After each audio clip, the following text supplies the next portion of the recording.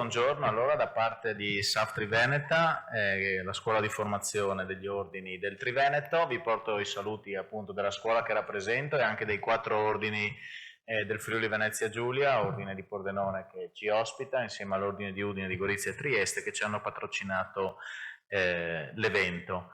Ringrazio il professor Miani perché ogni anno, ormai da 8 anni, all'interno di questa manifestazione del Festival del finanziario PN Trading Places ci ospita e fa sì che anche la nostra categoria possa portare il suo contributo a questo tema dell'educazione finanziaria. Oggi che cosa parliamo? Parliamo di imprese inclusive e sostenibili, sostanzialmente di una norma molto nuova, recente, a pochi mesi di vita.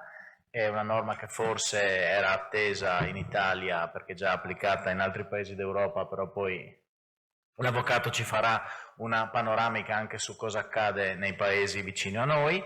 Dicevo, una legge del giugno di quest'anno che in qualche modo però si inserisce in un percorso più globale di sostenibilità, ne sentiamo tanto parlare. Direi che questa norma aiuta davvero le imprese a rendersi più sostenibili, soprattutto dal punto di vista della governance. Parliamo quindi di imprese che con la partecipazione e l'inclusione dei lavoratori dipendenti tentano, no, un percorso nuovo, un percorso virtuoso. Non si tratta solo di una partecipazione economica finanziaria, ma parliamo di anche una partecipazione organizzativa, una partecipazione consultiva, vedremo poi anche tutti gli aspetti delicati e contrattualistici e giuslavoristici che ci portano a capire come questa norma gira. Come funzionerà il convegno di oggi? Avremo una prima serie di panel con le relazioni introduttive da parte di Giuseppe Milan, che è presidente della Fondazione Capitale Lavoro, che ci parlerà della recente normativa sull'azionariato dei dipendenti, dando un inquadramento generale. Poi avremo la relazione di Andrea Kautzer sui profili contrattualistici. Andrea Kautzer è direttore dei servizi corporate di Friulia, perché questo convegno si inserisce all'interno di una relazione, come abbiamo detto prima, che è tutta finanziaria, no? E quindi l'idea che ha avuto il professor Miani è proprio quella di capire come il capitale si apre ai lavoratori, come le imprese possono trovare nuove forme di capitale. Poi avremo una discussione sui profili giuslavoristici da parte di Alida Cimarosti, dottore in ricerca di diritto del lavoro, consulente del lavoro e, mi piace dire però, anche dottore commercialista. E poi avremo una esperienza da parte di un imprenditore. Abbiamo Raffaele Mazzucco di Sogno Veneto SPA, che ci racconterà l'esperienza che ha vissuto.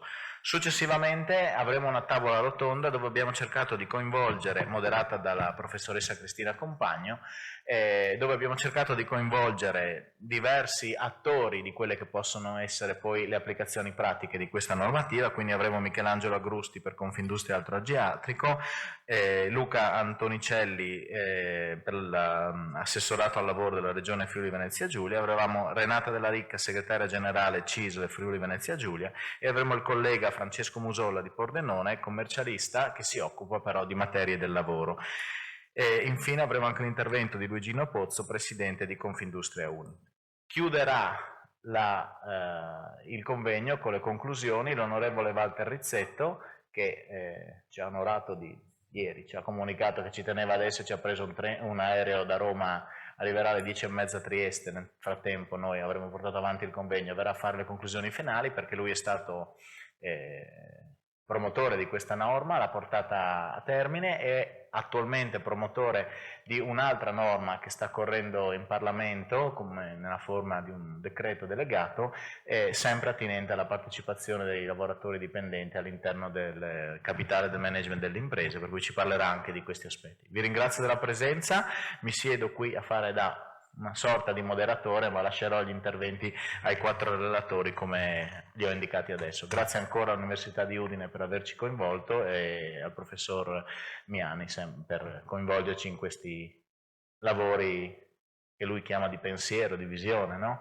Prima stavamo dicendo che in realtà ci aspettavamo un po' di più di gente, ma purtroppo, lo dico facendo una critica alla mia categoria, quando ci sono convegni di questo tipo che in qualche modo danno una visione sul futuro ma danno poco da mangiare sul presente, sono molto drastico in quello che dico, però vengono presi poco in considerazione. In realtà, come abbiamo detto prima, anche guardando a temi di sostenibilità, questa è sicuramente una norma che ha una visione più ampia e più futuribile.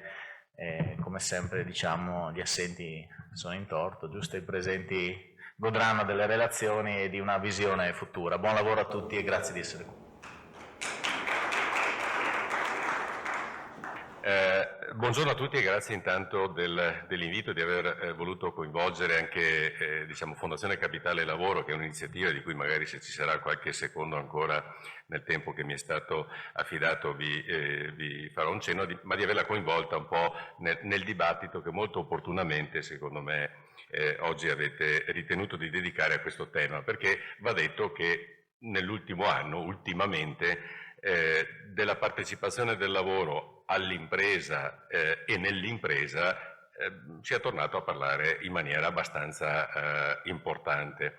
E il merito è effettivamente riconducibile al fatto che nel maggio scorso, quella legge che voi avete messo, diciamo, nel titolo di questo convegno, è stata approvata una legge dopo quasi 80 anni da quando la nostra Costituzione aveva già indicato come obiettivo a tendere, diciamo, figlia di due grandi famiglie di pensiero che erano rappresentate nella Costituente, l'anima cattolica e l'anima socialista, aveva già dato questo tipo di visione a tendere, ma una visione che poi, per le ragioni che proverò a dire, è rimasta inattuata. E dopo 77 anni, per iniziativa, secondo me, esprimo un'opinione personale, in questo caso meritoria della CISL, di un sindacato, che ha preso l'iniziativa di una proposta di legge di iniziativa popolare, è arrivata ad esito parlamentare, diventando legge. Uno dei pochi casi, credo siano 5 da quando esiste la Repubblica, che una proposta, 5 casi in tutto, in cui una proposta di legge di iniziativa popolare arriva al termine del suo percorso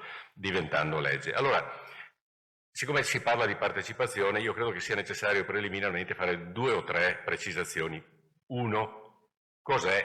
Perché si usa il termine partecipazione in maniera indifferente e indistinta. In realtà, lo ha anticipato chi ha introdotto i lavori, il concetto di partecipazione è un concetto piuttosto complesso, che va diciamo, da configurazione, da forme tecniche molto soft, a configurazioni un po' più ampie. Parlo di configurazioni soft perché nella definizione preliminare che la legge ne dà, parla appunto di partecipazione consultiva o organizzativa, che sono contenuti che potremmo oggi ricondurre all'area delle relazioni industriali, quindi a un'area che già ha tanti anni di esperienza, perché effettivamente nei contratti collettivi di lavoro, quelli generali, piuttosto che nei contratti di secondo livello, la partecipazione consultiva informativa ha già trovato delle sue forme di espressione. L'elemento e quindi questa è la parte che direi più soft, forse già consolidata nella prassi delle relazioni tra imprese e lavoro in Italia. L'elemento di novità invece è nei 2 ulteriori componenti, quella economico-finanziaria e quella di governance, che evidentemente è stata, diciamo che, in qualche modo perimetrata anche per legge, e in particolare a questo secondo profilo, che è il reale upgrade portato dalla legge nel nostro panorama, che vorrei riferirmi con questo chiarimento. Quindi, prima precisazione: si parla di partecipazione, ma bisogna anche capire dove ci si colloca in questo concetto piuttosto ampio, e ovviamente in questo momento si guarda più la parte che apre a nuovi orizzonti. Primo tema. Secondo tema, è un tema vecchio, vecchissimo, quindi nessuna novità. È un tema che ha attraversato il dibattito politico e economico da fine Ottocento, ha attraversato tutto il Novecento e ce lo troviamo oggi qui da noi, voglio dire, come un tema di attualità, quindi non è affatto un tema nuovo. Terzo elemento, terza premessa che va fatta: è un tema che si accompagna a, diciamo, una sorta di pregiudizio politico. Cosa intendo dire? Intendo dire che a un convegno che come fondazione abbiamo fatto l'8 maggio scorso, per, come oggi, insomma, cercare di introdurre, qualcuno ha fatto una domanda detta in inglese: ma se io diventai tutti comunisti? Questo era, diciamo, Questo per spiegare qual è il profilo di pregiudizio. In realtà il tema della partecipazione, in quell'excurso che ho detto da fine 800 ad oggi, è stato un tema che ha attraversato tutte le grandi famiglie di pensiero politico nel nostro paese. Ovviamente dal pensiero socialista, Marx, Gramsci e via andando, al pensiero liberale. Giolitti a inizio Novecento parlava di partecipazione del lavoro. Alla dottrina sociale della Chiesa, la prima enciclica, Leone XIII, l'ha dedicata a questo tema a fine Ottocento, e magari non è un caso che un Papa eletto l'altro giorno abbia deciso di prendersi quel nome lì. La destra sociale, perché Marinetti, col suo manifesto del futurismo, con le sue visioni, a cui ha fatto riferimento per tanti anni, ancora adesso la destra sociale, parlava di partecipazione, e non è un caso che oggi la legge di cui stiamo parlando sia una legge che parte da un'iniziativa popolare di un sindacato e che venga approvata da un governo e da una maggioranza di centrodestra. Per cui, dico, nelle considerazioni preliminari da fare è che, uno, è un tema complesso che quindi va un po' precisato; secondo, che non è un tema nuovo e quindi bisogna interrogarsi sul perché oggi un tema che nuovo non era, è diventato invece un tema di attualità, e perché evidentemente è terza premessa, non è un tema che sia classificabile sulla base di pregiudizi di tipo politico. Bene, allora la domanda da farsi è questa: perché un tema che è così antico, così trasversale, finora non ha mai, e che, come dicevo, ha trovato spazio anche nella nostra Costituzione, quindi anche lì figlia di due famiglie di pensiero, come dicevo prima, di per sé opposte, perché non ha mai trovato spazio oggi, e oggi invece potrebbe essere di attualità? E questa è un po' la riflessione sulla quale volevo dedicare alcune battute. Allora, la prima, cioè, ogni economia, ogni società è figlia di almeno tre elementi, cioè le categorie culturali del momento, il vestito giuridico, il quadro regolatorio che viene dato a quelle famiglie, a quelle categorie di pensiero, quindi le categorie giuridiche che governano in qualche maniera quelle categorie culturali ed economiche, e i modelli organizzativi che derivano da quelle categorie culturali, dalle regole che si danno e che si sviluppano, che si parli di famiglia o di impresa, si creano dei modelli organizzativi che sono figli di almeno di questi tre elementi.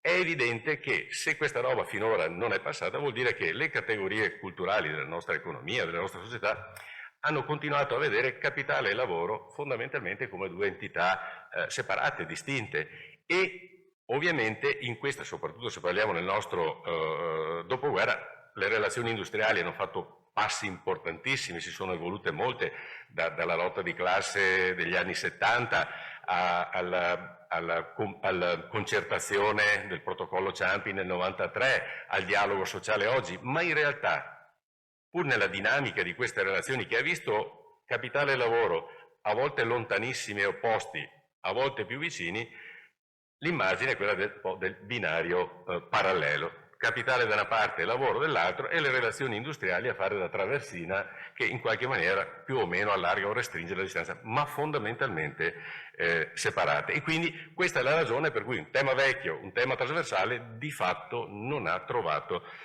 Se voi pensate anche alle categorie giuridiche, trattandosi di professionisti, ecco, ed è l'unica notazione tecnica che faccio, voi sapete che la nostra giurisprudenza ha classificato il lavoro come obbligazione di mezzi, cioè tu mi metti a disposizione per un certo tempo le tue braccia e la tua testa e io per quello ti pago, punto.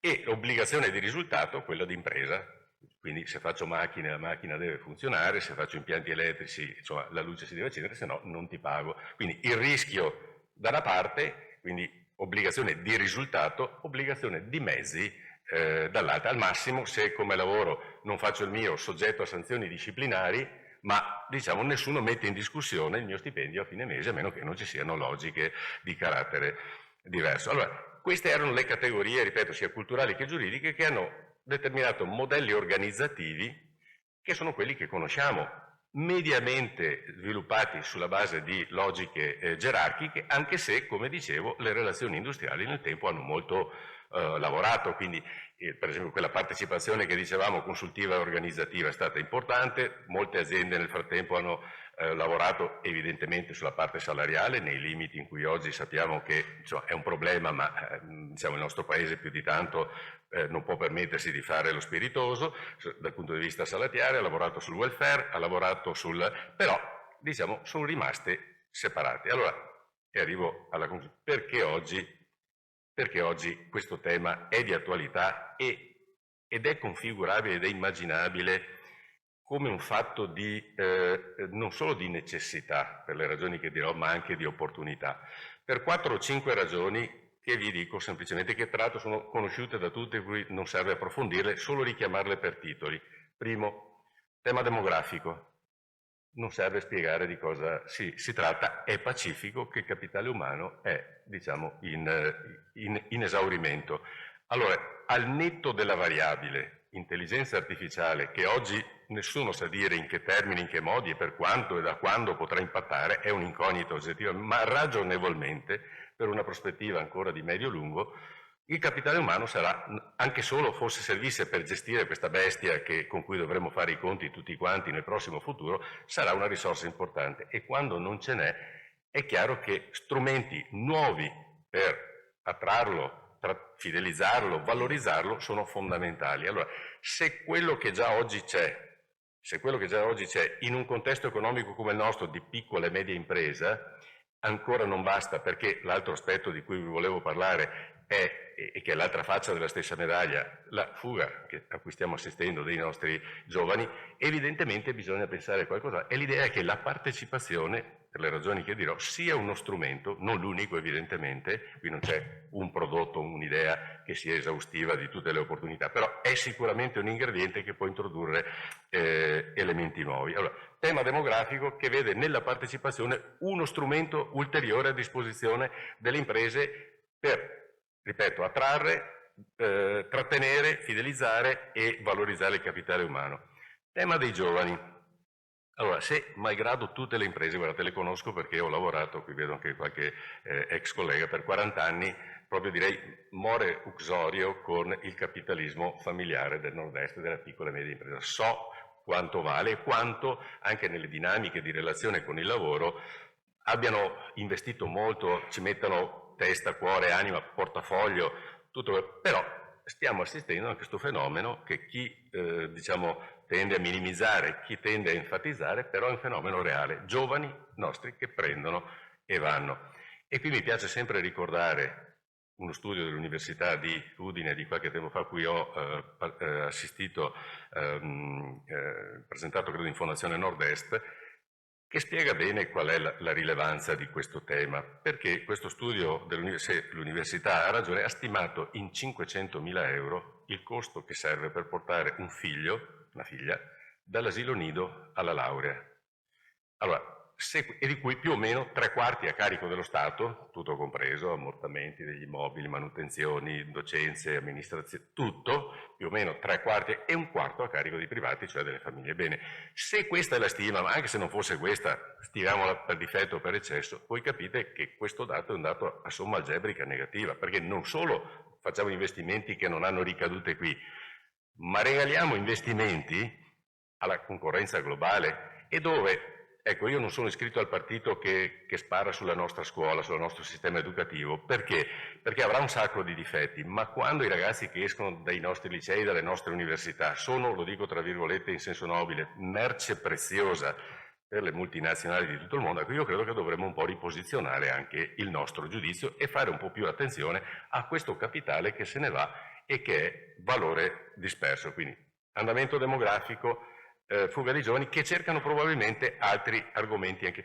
Terzo elemento che è legato anche questo al secondo, gerarchia dei valori. Sono profondamente cambiate nel dopo Covid, soprattutto le gerarchie la gente sembra che stia vivendo il lavoro come un fastidio, e c'è un ulteriore elemento, una narrazione a mio modo sbagliatissima, che è quella che continua a insistere sulla separazione tra tempo di vita e tempo di lavoro, perché è pacifico per tutti che oggi il lavoro non è la componente esclusiva come può essere stata per i nostri genitori, i nostri nonni, ma è altrettanto pacifico che continuare in questa narrazione vuol dire mettere in conflitto il tempo di lavoro con il tempo di vita, perché vuol dire che il tempo di lavoro è tempo sottratto alla vita, è tempo che va in concorrenza e in competizione, mentre bisognerebbe costruire più ragioni di senso, di vita da mettere nel lavoro. E la partecipazione da questo punto di vista è sicuramente un argomento.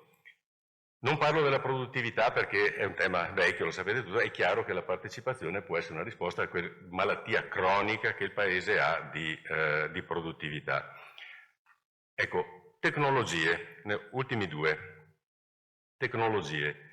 Le tecnologie stanno rivoluzionando il nostro sistema dal digitale all'intelligenza artificiale, ma non è la prima rivoluzione tecnologica che attraversiamo, ce ne sono state altre. Qual è l'elemento particolare di questa che incide nelle cose di cui stiamo parlando?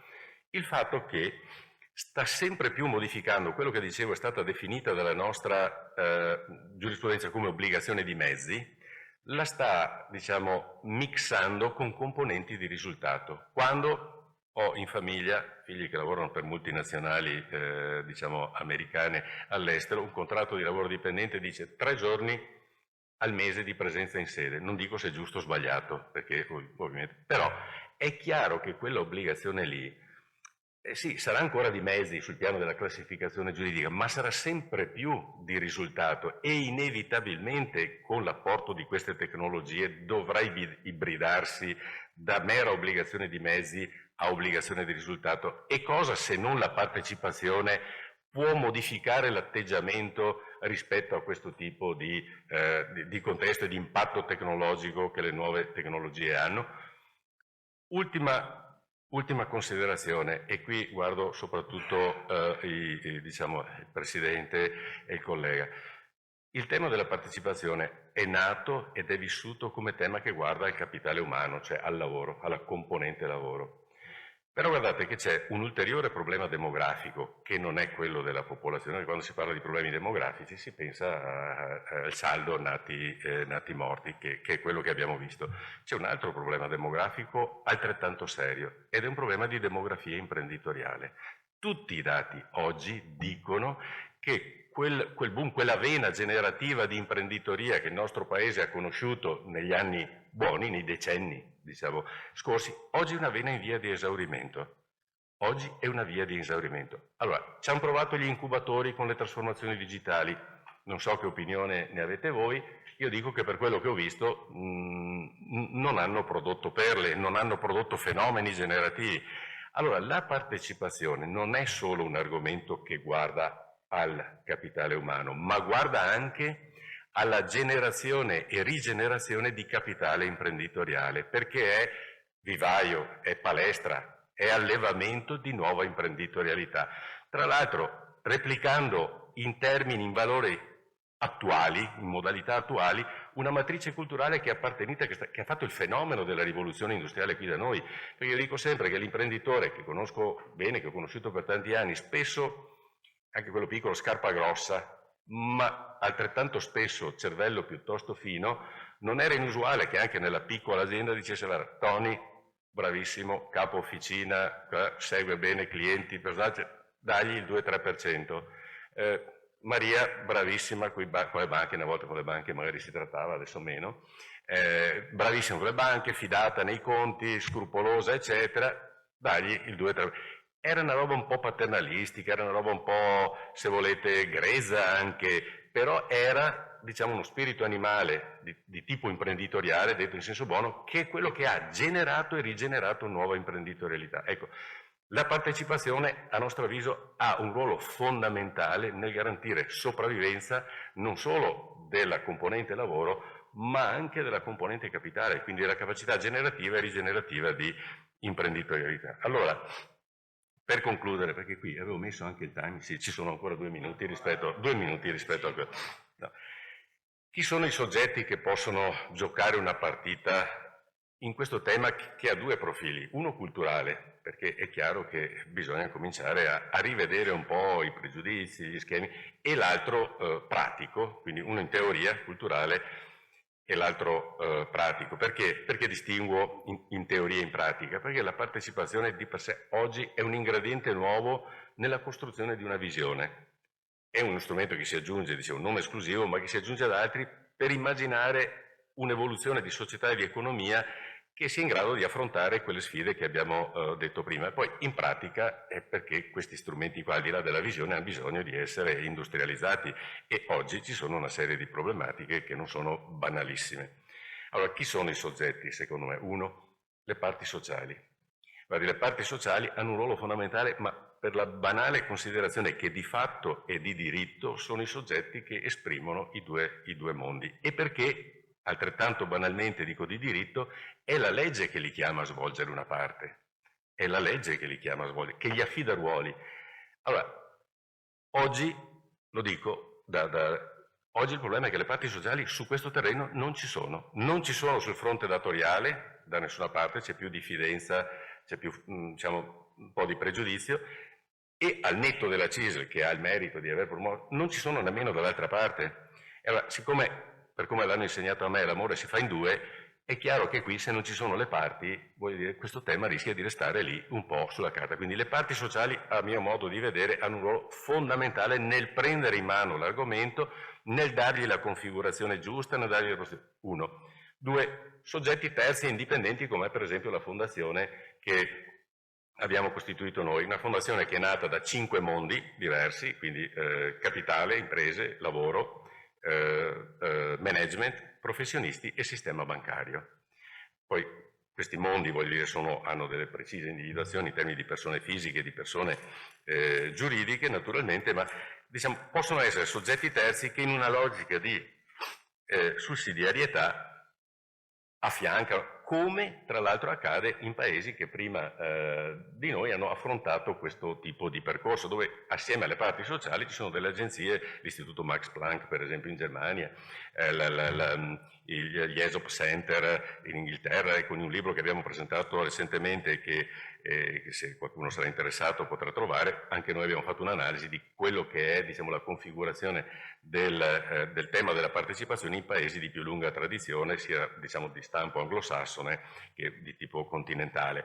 Per cui soggetti terzi come questo, che non sono in opposizione, non sono in conflitto, non sono in concorrenza con le parti sociali, hanno una logica da adiuvandum anche laddove magari le parti non arrivano. Terzo, e questo è l'elemento fondamentale anche per l'incontro di oggi, management è un importante, diciamo, mediatore culturale all'interno dell'azienda per creare elementi di contatto, rimuovere ostacoli e per, diciamo, sviluppare le technicalities che servono per implementare il sistema. E quarto, essendo questa anche una riunione che coinvolge i professionisti, ecco, io credo che abbiano un ruolo fondamentale per due ragioni. La prima di carattere culturale. Guardate, oggi, a mio modo di vedere, i professionisti nella relazione con l'impresa non hanno solo il ruolo di fare al meglio l'adempimento delle leggi rispetto al governo di una società, cioè i bilanci, tasse, gli aspetti societari, tutto quello. Credo che abbiano un ruolo importante anche nel orientare culturalmente, nel generare un po' di movimento che serva a ragionare sul tema, perché questo non è un tema on-off, è un tema che ha bisogno di essere seminato, di essere digerito. Ecco, spesso uso per rappresentare la situazione una parabola evangelica, diciamo senza voler confondere sacro con profano, che è quella del seminatore, che è un po' il ruolo che credo tutti i soggetti, da quello della fondazione ai professionisti, voi che avete presente, che sono frequentate, la parabola dice che quello esce, butta il seme, una parte va sui sassi e purtroppo non produce niente, una parte va sui rovi e viene soffocata, un'altra parte se la mangiano gli uccelli, e però una parte finisce, trova terreno fertile, germoglia e dà frutta. Il panorama oggi è quello, cioè non è che ci siano praterie sconfinate, cioè non sono terreni pronti, c'è ancora molto da lavorare, però cominciano ad esserci delle nicchie, dei casi che anche noi nel libro riportiamo, che guardano con attenzione a questo periodo. Il problema è che serve un seminatore, servono i seminatori. Noi come fondazione ci siamo presi un po' questo ruolo, ma parti sociali, professionisti, manager hanno chiaramente la necessità di essere portatori di un messaggio che va mediato, che va equilibrato, ma che serve a trasformare un po' sulla base di quelle variabili che stiamo vivendo e che oggi rendono, e con questo concludo, attuale il tema della partecipazione, non per necessità, ma per interesse. perché guardate, per garantire continuità di impresa, anche oltre che a guardare la valorizzazione del capitale umano, oggi dove non c'è successione, la continuità di impresa può essere assicurata solo da strumenti come questi, così come la generazione, appunto, come dicevo, di nuova imprenditoria. Allora, affrontare in maniera un po' laica e senza pregiudizi questo tema, cercando di dargli le configurazioni che nel caso per caso servono, credo che sia uno degli strumenti che abbiamo in mano per tornare a rendere competitive le nostre imprese, valorizzare il nostro capitale umano, risolvere problemi di produttività cronici e anche cercare poi di tenere economia sul territorio, che è perché di qua c'è il capitale umano, di qua c'è il capitale imprenditoriale, in mezzo ci sta il territorio e se o l'una o l'altra delle due componenti si esauriscono, il territorio chiaramente va a finire male. Ecco, io ho sforato di qualche minuto col suo permesso, ma diciamo con questo la ringrazio ho finito. davvero. Devo dire, un'introduzione molto alta che più di così non potevamo augurarci per introdurre l'argomento.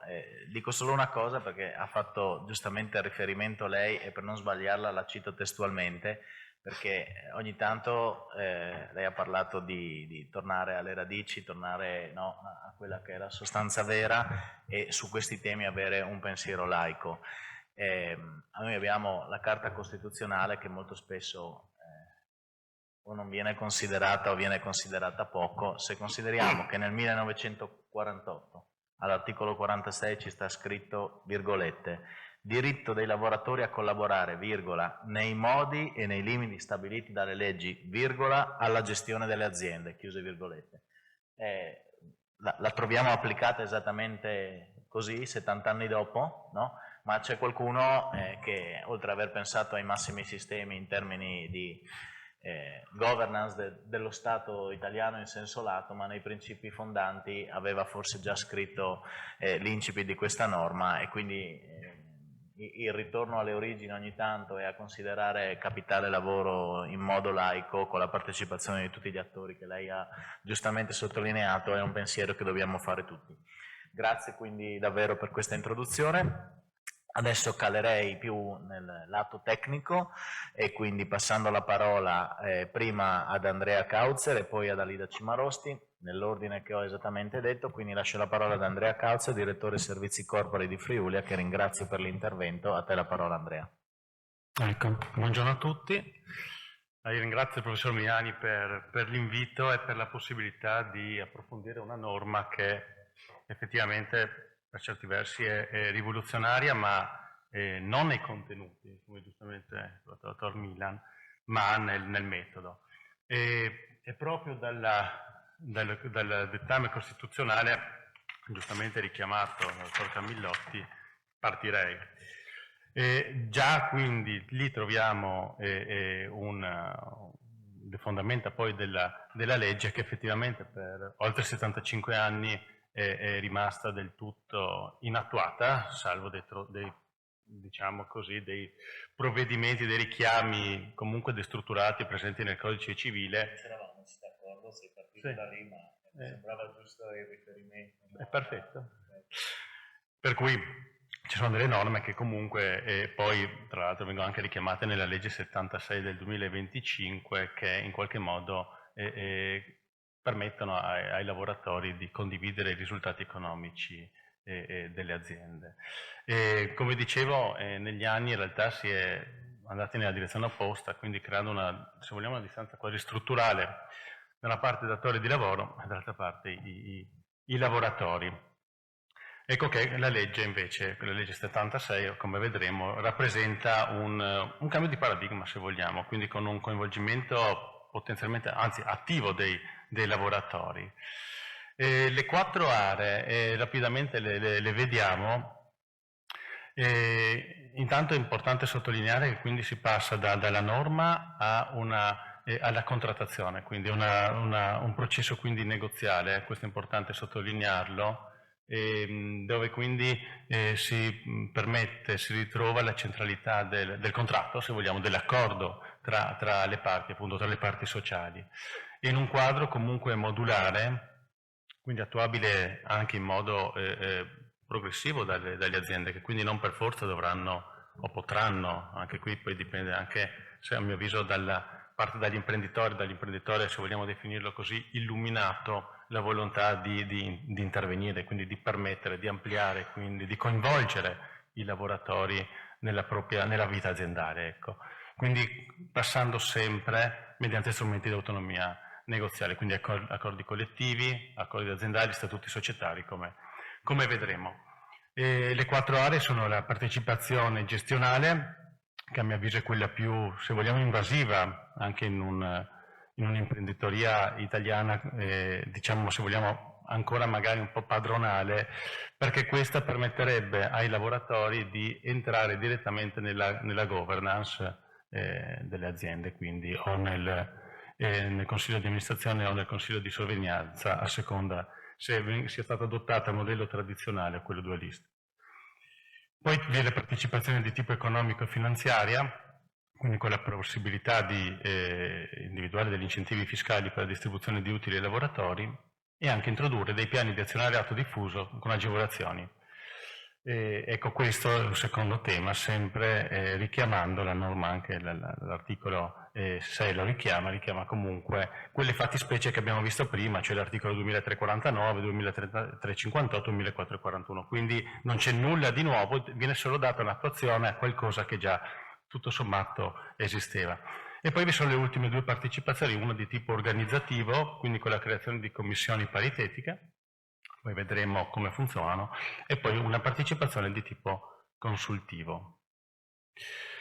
Però, a ben vedere, in Italia esiste già un modello tutto sommato che permette, anzi intrinseca, che prevede in modo intrinseco la partecipazione dei lavoratori alla vita aziendale, che è il modello cooperativo. Il modello cooperativo che tra l'altro viene anche richiamato dalla legge 76, infatti c'è un passaggio dove la disciplina della legge 76 si applica ove compatibile anche alle società cooperative. Vi sono tuttavia delle differenze sostanziali tra i 2 mondi che adesso io vi illustro, ma anche per comprendere meglio i contenuti della legge 76. Beh, da una parte l'inquadramento dei lavoratori, chiaramente i soci coincidono con i lavoratori nelle società cooperative, mentre nella legge 76 i lavoratori rimangono chiaramente soltanto dei dipendenti. La governance, chiaramente nella governance nelle società cooperative vi è una partecipazione diretta tramite l'assemblea dei soci, cosa che invece non avviene nella legge 76. Le regole di voto, insomma, è chiaro che nelle società cooperative vale il principio una testa un testa un voto, cosa che ovviamente non avviene nell'altro contesto.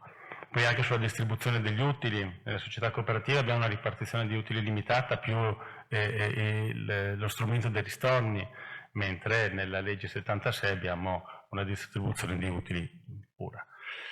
Infine anche riguardo le finalità, lo scopo mutualistico prevalente nella società cooperativa, mentre esclusivamente lucrativo o comunque partecipativo nella disciplina della legge 76.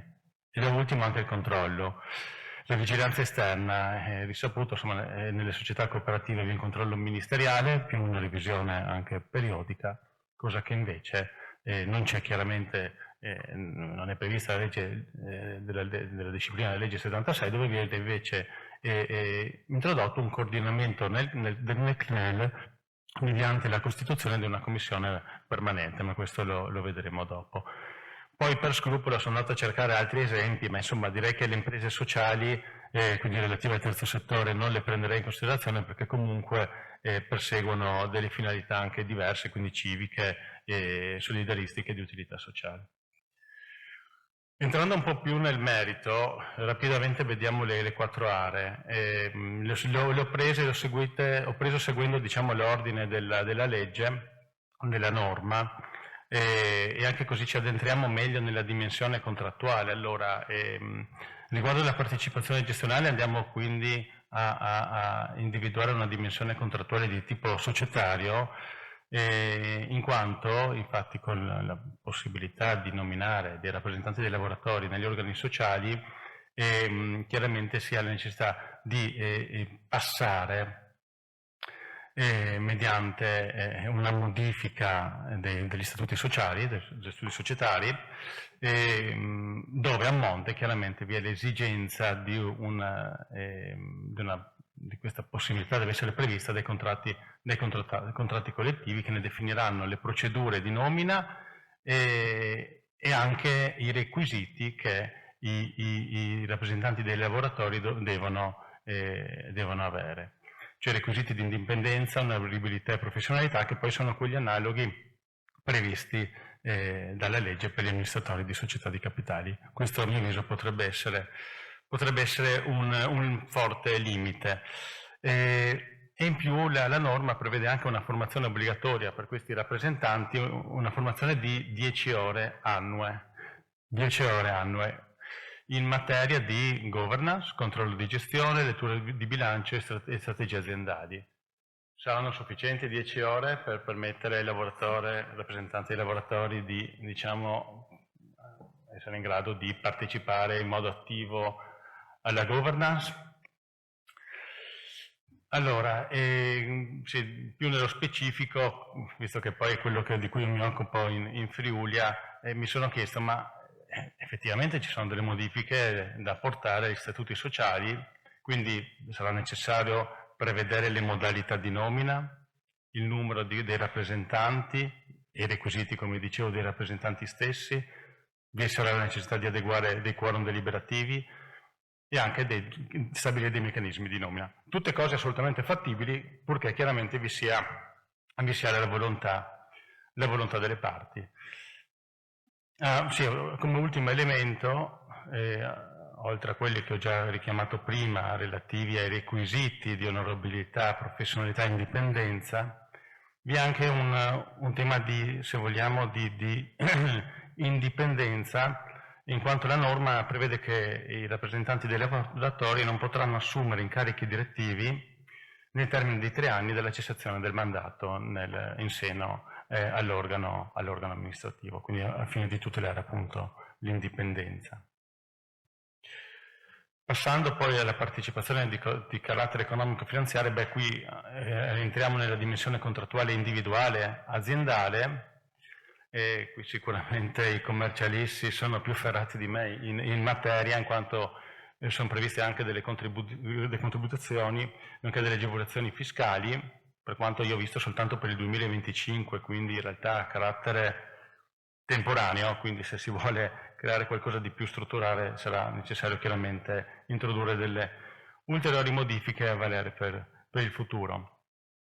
Quindi si potrà prevedere una distribuzione degli utili e imposte sostitutive e anche dei piani di partecipazione finanziaria e azionariato, come ho già richiamato anche in precedenza.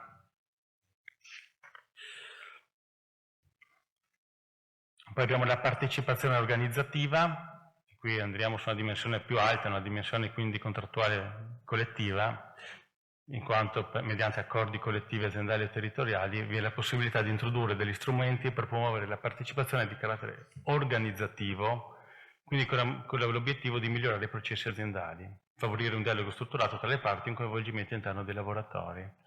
Questo come? Mediante la creazione di commissioni paritetiche composte quindi da rappresentanti dei lavoratori stessi e datori di lavoro in ugual numero, quindi con una funzione proprio di proporre dei piani di miglioramento e innovazioni su prodotti, su processi produttivi, servizi e organizzazione del lavoro, quindi su tematiche comunque centrali per la vita aziendale.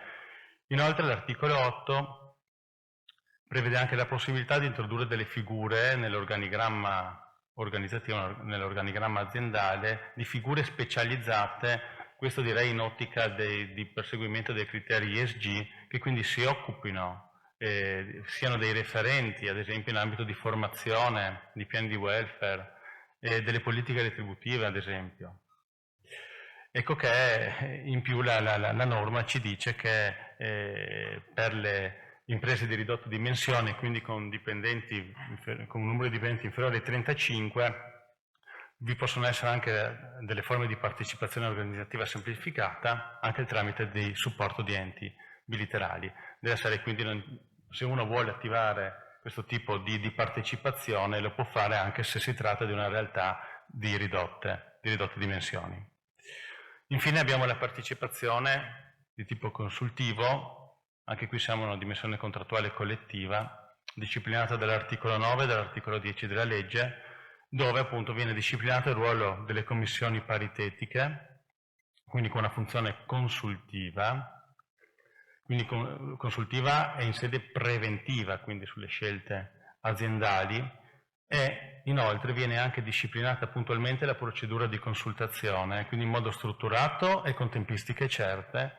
Tra l'altro il datore di lavoro, a fronte di un parere presentato dalla commissione paritetica, è anche tenuto a illustrare il contenuto, il risultato della consultazione e i motivi dell'eventuale recepimento dei suggerimenti proposti o meno di quanto proposto dalla commissione paritetica. Ecco, a mio avviso questo è un passaggio importante. Un passaggio molto importante perché permette di superare appunto quella separazione tra, se vogliamo, il mondo sindacale e il mondo delle aziende. Ma in Europa, cosa succede in Europa? Sicuramente l'Italia non si è mossa per prima, anzi da decenni ci sono dei paesi che si sono mossi e anche bene in quest'ambito. Tra l'altro è anche facile fare una comparazione perché le aree di partecipazione applicate sono le medesime. Su tutte io citerei negli stati la Francia in sostanza e la Germania, dove in relazione alla partecipazione di carattere gestionale, quindi la partecipazione alla governance, mentre in Italia tutti i casi sono sempre casi, diciamo, facoltativi, quindi partono dall'accordo tra le parti, in Germania e anche in Francia vi è un obbligo di presenza dei lavoratori nel Consiglio di sorveglianza in Germania e in Francia negli organi di amministrazione o di sorveglianza nell'ipotesi di aziende appunto di grandi dimensioni. In Germania addirittura in grandi imprese addirittura almeno il 50% dei componenti deve essere composto da dei lavoratori. Anche riguardo alla partecipazione economico-finanziaria vi sono delle differenze rispetto all'Italia e qui richiamerei in particolare la Francia, col sistema storico di partecipazione, dove addirittura vi è una redistribuzione obbligatoria da parte degli utili ai dipendenti e l'azienda deve addirittura negoziare un accordo, in assenza del quale si trova priva dei benefici fiscali contributivi. Quindi viene fortemente incentivata diciamo, l'accordo in materia. Riguardo agli aspetti organizzativi e consultivi, anche qui vi è un forte ruolo dei comitati aziendali e la consultazione addirittura è obbligatoria su determinate materie. In Francia e soprattutto in Germania. Diciamo che la Spagna invece, l'ho messa per ultima, si muove come l'Italia, quindi non imponendo nulla, forse addirittura possiamo definirla anche un po' più lontana a mio avviso rispetto a quanto previsto dalla nuova legge italiana. Da ultimo altre novità, l'ho richiamata prima, il ruolo della Commissione Nazionale Permanente, quindi viene costituita in seno al CNEL una Commissione Nazionale Permanente, quindi in modo da creare un soggetto di sistema centralizzato che si occupi delle tematiche appunto inerenti alla partecipazione dei lavoratori. Come vedete, ad esempio, può presentare al CNEL delle proposte per incentivare la partecipazione dei lavoratori, redige una relazione, quindi diciamo ha un ruolo più elevato e, come dicevo, di coordinamento. Mi avvio così alle conclusioni. A mio avviso quindi la vera novità della legge, almeno dal mio punto di vista, è il ritorno della centralità del contratto, quindi come uno strumento di equilibrio tra capitale e lavoro.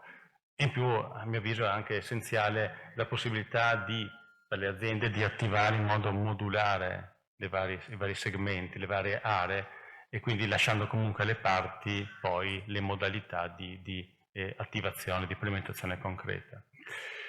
Vi sono però dei quesiti, a mio avviso. In particolare riguardo alla governance, mi chiedo, ma le imprese poi saranno pronte ad accogliere i lavoratori come partner nella governance? E i lavoratori avranno le competenze, cioè quelle 10 ore di formazione saranno sufficienti? Chiaro che i miei quesiti sono provocatori. però a un certo punto bisogna sicuramente dare risposta. Come ad esempio anche nelle società quotate, dove chiaramente vi è una disciplina molto stringente sulla nomina dei membri del consiglio di amministrazione, degli organi, delle governance, anche qui come si sposerà con le norme, con la possibilità di far partecipare i lavoratori. E poi, come anche richiamato dal dottor Milan, c'è un tema di fondo, no? Da sempre la normativa ma anche l'approccio si è basato diciamo in modo difensivo, se vogliamo, no? Regolando quindi la distanza tra le parti. Quindi speriamo, nel senso da qualche parte bisogna pure iniziare, per cui siamo fiduciosi. Concludo e anche qui richiamo anche quanto detto dal dottor Milan, col quale non ci siamo coordinati così a fondo. Anche a mio avviso questa è un'opportunità per le imprese, quindi che non devono interpretare questa norma come un ulteriore adempimento, ma al contrario vi è la possibilità a questo punto di innovare la governance, trattenere appunto i talenti e dando anche delle risposte ai diffusi problemi di successione aziendale, che è un grande tema italiano, ecco. Oltre ovviamente a migliorare le relazioni industriali. E Friuli in questo gioco che ruolo può svolgere? Sicuramente può agire come partner di sistema e quindi diciamo assistere le imprese quindi non solo come un investitore istituzionale, ma anche fungere da ponte, se vogliamo, tra capitale e lavoro, per agevolare l'adozione quindi di modelli virtuosi di impresa sostenibile e partecipativa. E con questo ho concluso. Grazie per l'attenzione. Ringrazio Andrea per l'intervento, direi che da professionista che vede il mondo delle imprese il focus sarà proprio questo, cioè capire come il lavoratore potrà essere parte attiva non tanto nel processo del capitale o nella remunerazione della sua attività di lavoro, che diventa sempre più un'obbligazione di risultato e non di mezzo, come o che si sposta con questa normativa verso quell'obbligazione di risultato e non di mezzo, ma la partecipazione vera secondo me attiva è nella governance dell'impresa, no? E capire come l'imprenditore riesce a contornarsi forse delle linee più alte o non solo delle linee più alte per far crescere la propria impresa da un punto di vista dall'interno, sfruttando quelle che sono le competenze che ha dentro l'impresa e che molto spesso poi in tante parti del nostro nord-est possono rappresentare la continuità dell'azienda, no? Quindi questo mix di visione al futuro per una continuità che magari dentro la famiglia non c'è e la capacità però, quando ancora l'imprenditore ha la governance piena dell'impresa, di voler partecipare e far partecipare alle scelte aziendali i lavoratori, è lo scoglio vero psicologico secondo me da passare, che una buona norma e un buono statuto possono agevolare, ma che se non entra nella filosofia dell'imprenditore primo, e in questo mi piace tantissimo l'espressione che ha usato prima Giuseppe Milan relativa al pensiero laico di questa cosa, no? Cioè bisognerebbe spogliarsi in qualche modo, ma forse l'esperienza poi diretta ci racconterà qualcosa. Bene, lascerei la parola per gli aspetti più tecnici e giuslavoristici alla collega Alida. Buon lavoro a te, grazie per la tua partecipazione. Grazie a voi. Allora, buongiorno a tutte e a tutti, ringrazio intanto per l'invito a questo interessante incontro e dialogo, quindi innanzitutto grazie al professor Miani, grazie al professor Raggiotto, al dottor Alberto Camilotti, e ringrazio anche le professoresse della cattedra di diritto del lavoro con le quali ormai da anni collaboro.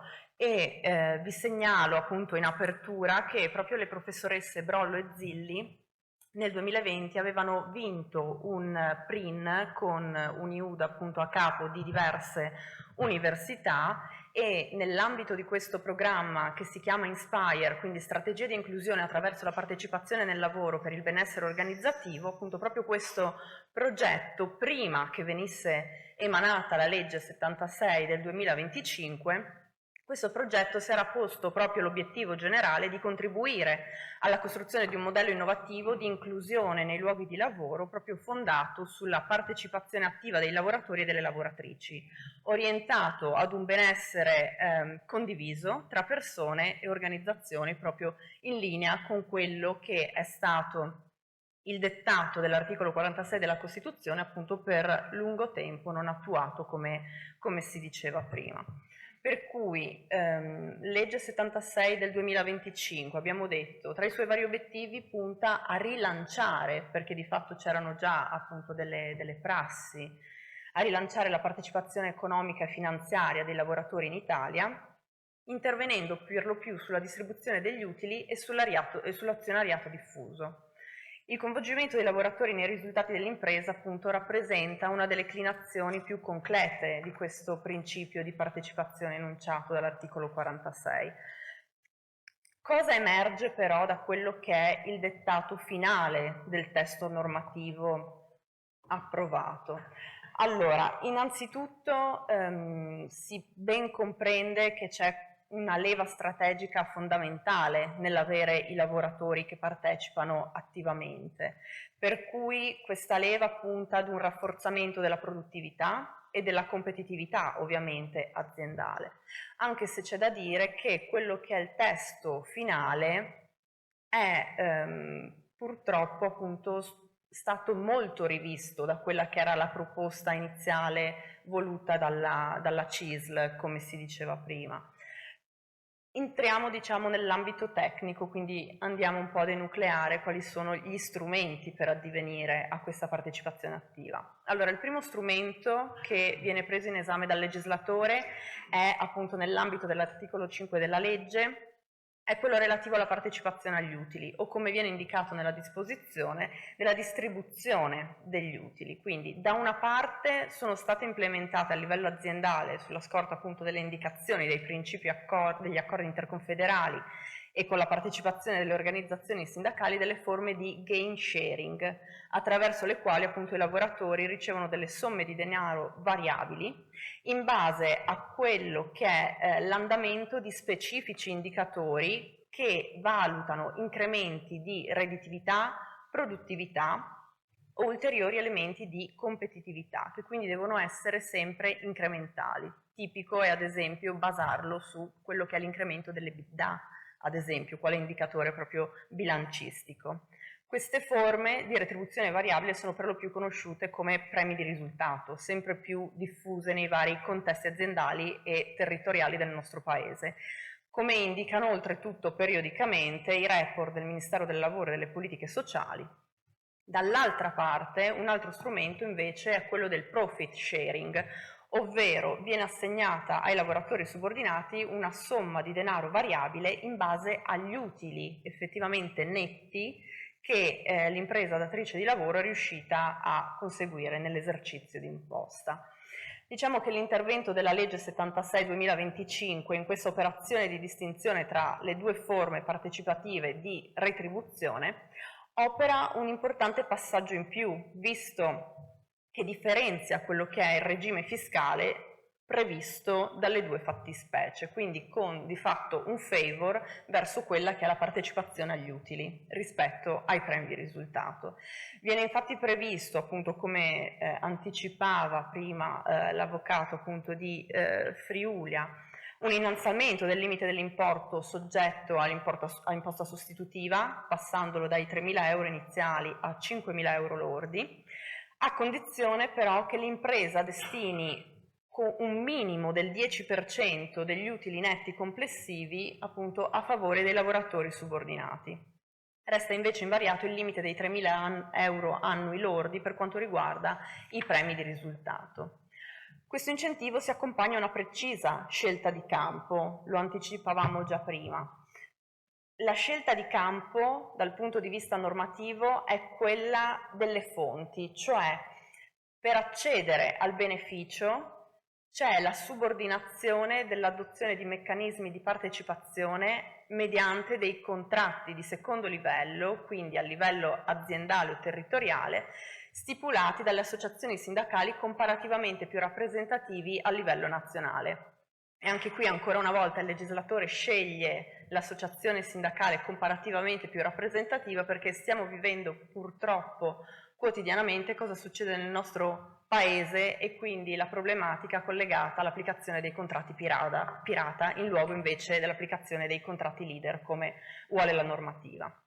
Quindi si passa attraverso un accordo di secondo livello mediante la stipula di un accordo con o direttamente le associazioni sindacali più rappresentative a livello nazionale che sono presenti nel territorio, piuttosto che mediante un accordo con le RSA o le RSU presenti eventualmente all'interno della singola unità produttiva.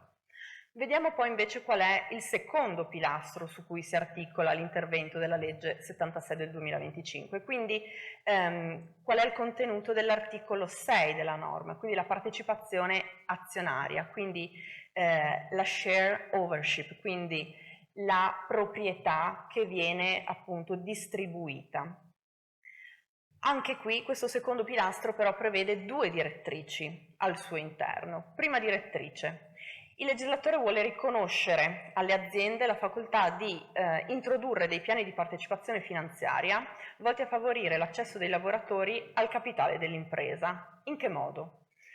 I piani possono valorizzare vari strumenti che sono già previsti all'interno del nostro codice civile, alle diverse disposizioni di riferimento, e queste sono l'assegnazione gratuita di azioni ai dipendenti, l'acquisto di azioni proprie da parte della società, la concessione di prestiti o garanzie ai dipendenti per acquistare azioni proprie, l'offerta di innovazione ai dipendenti in caso di aumento di capitale.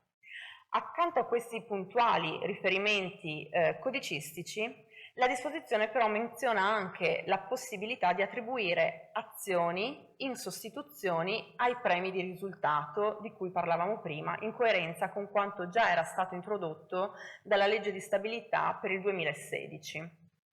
A questa prima lettura quindi diciamo che questa disposizione non sembra introdurre degli elementi sostanzialmente innovativi e anzi si limita di fatto a ricomporre degli strumenti già presenti nell'ordinamento all'interno però di una cornice unitaria, ora denominata appunto piano di partecipazione finanziaria, che l'impresa sarà libera di introdurre unilateralmente oppure in accordo con le rappresentanze sindacali come dicevamo prima. Ben più incisiva invece è la seconda direttrice di questo secondo pilastro. Questa si riferisce infatti ad uno solo degli strumenti di promozione dell'azionariato diffuso, ossia le azioni da conversione, destinando a questa ultima una nuova agevolazione fiscale. Infatti nello specifico questo incentivo riguarda l'imposizione sui dividendi corrisposti da questa azione.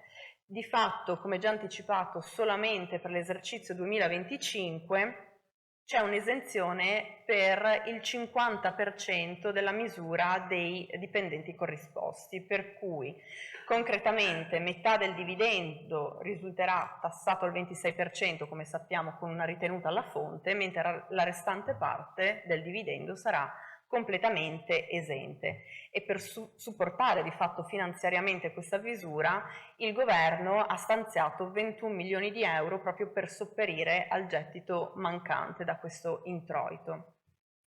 Diciamo che l'introduzione di una soglia di esenzione al 50% sui dividendi legati alle azioni da conversione rappresenta in qualche modo un tentativo mirato di rendere ancora più appetibile la partecipazione azionaria anche per i lavoratori, soprattutto a reddito medio-basso, quindi introducendo una nuova agevolazione rispetto agli incentivi già esistenti.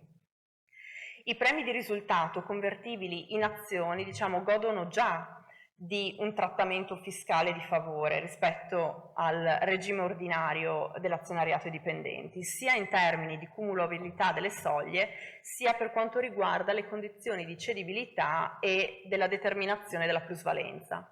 Quindi la nuova agevolazione sui dividendi si pone l'obiettivo concreto di avvicinare la partecipazione azionaria anche a fasce di lavoratori tradizionalmente escluse da questi strumenti, perché se noi diamo un occhio a quella che è la prassi, di che cosa ci accorgiamo?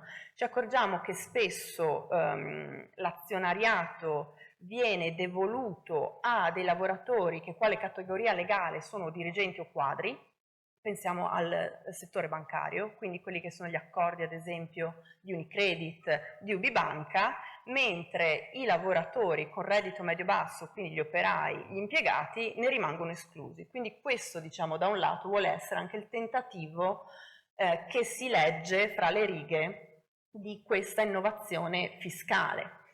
Per cui diciamo, la norma italiana si limita a riordinare degli strumenti che in realtà sono già esistenti, incentivano in via transitoria un'unica forma, quindi le azioni da conversione, senza incidere però a mio modesto parere al momento sulle forme collettive o mutualistiche della vera partecipazione.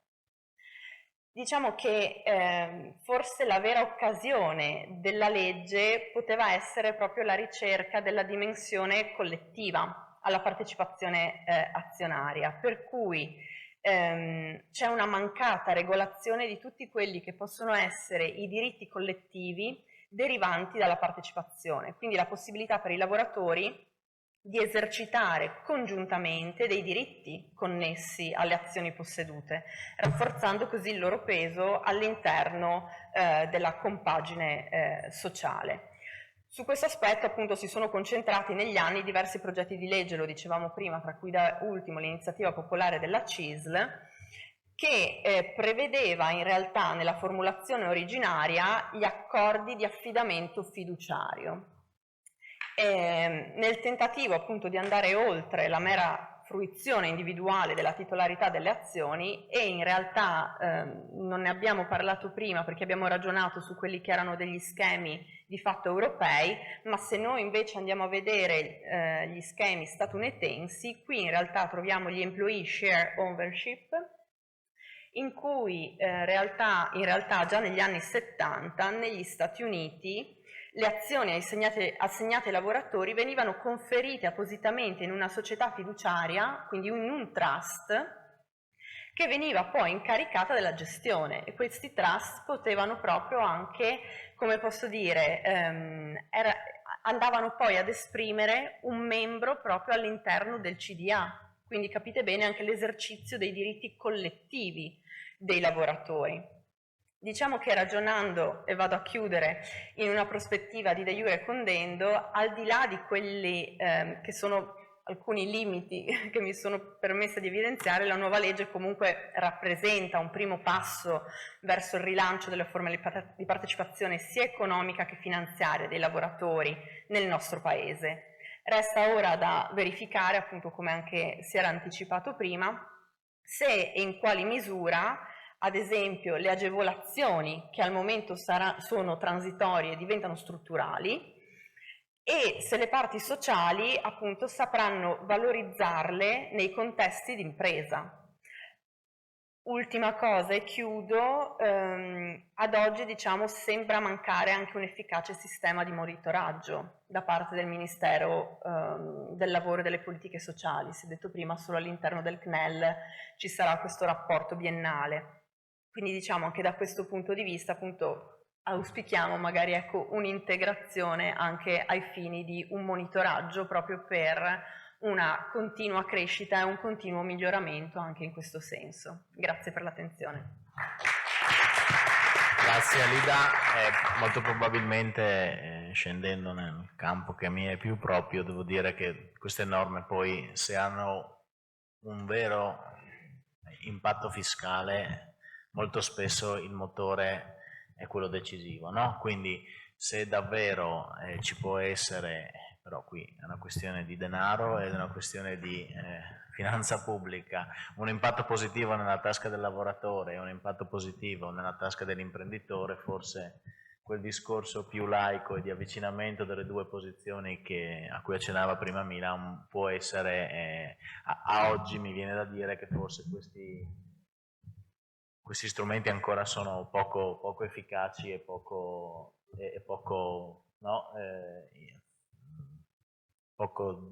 come si può dire, invoglianti, anche se non si può dire, poco sexy, perché effettivamente la leva fiscale molto spesso nel nostro paese è una leva che fa accadere le cose dal punto di vista dell'imprenditoria e della capacità di investire in qualsiasi forma, sia investimento in capitale tecnico, ma soprattutto in questo caso investimento in capitale umano. E a proposito di investimenti in capitale umano e di quello che può accadere, lascerei la parola all'ultimo dei relatori di questo primo tavolo, a Raffaele Mazzucco, presidente di Sogno Veneto SPA, al quale chiederei di introdurre sia la sua azienda che poi quello che la parte pratica.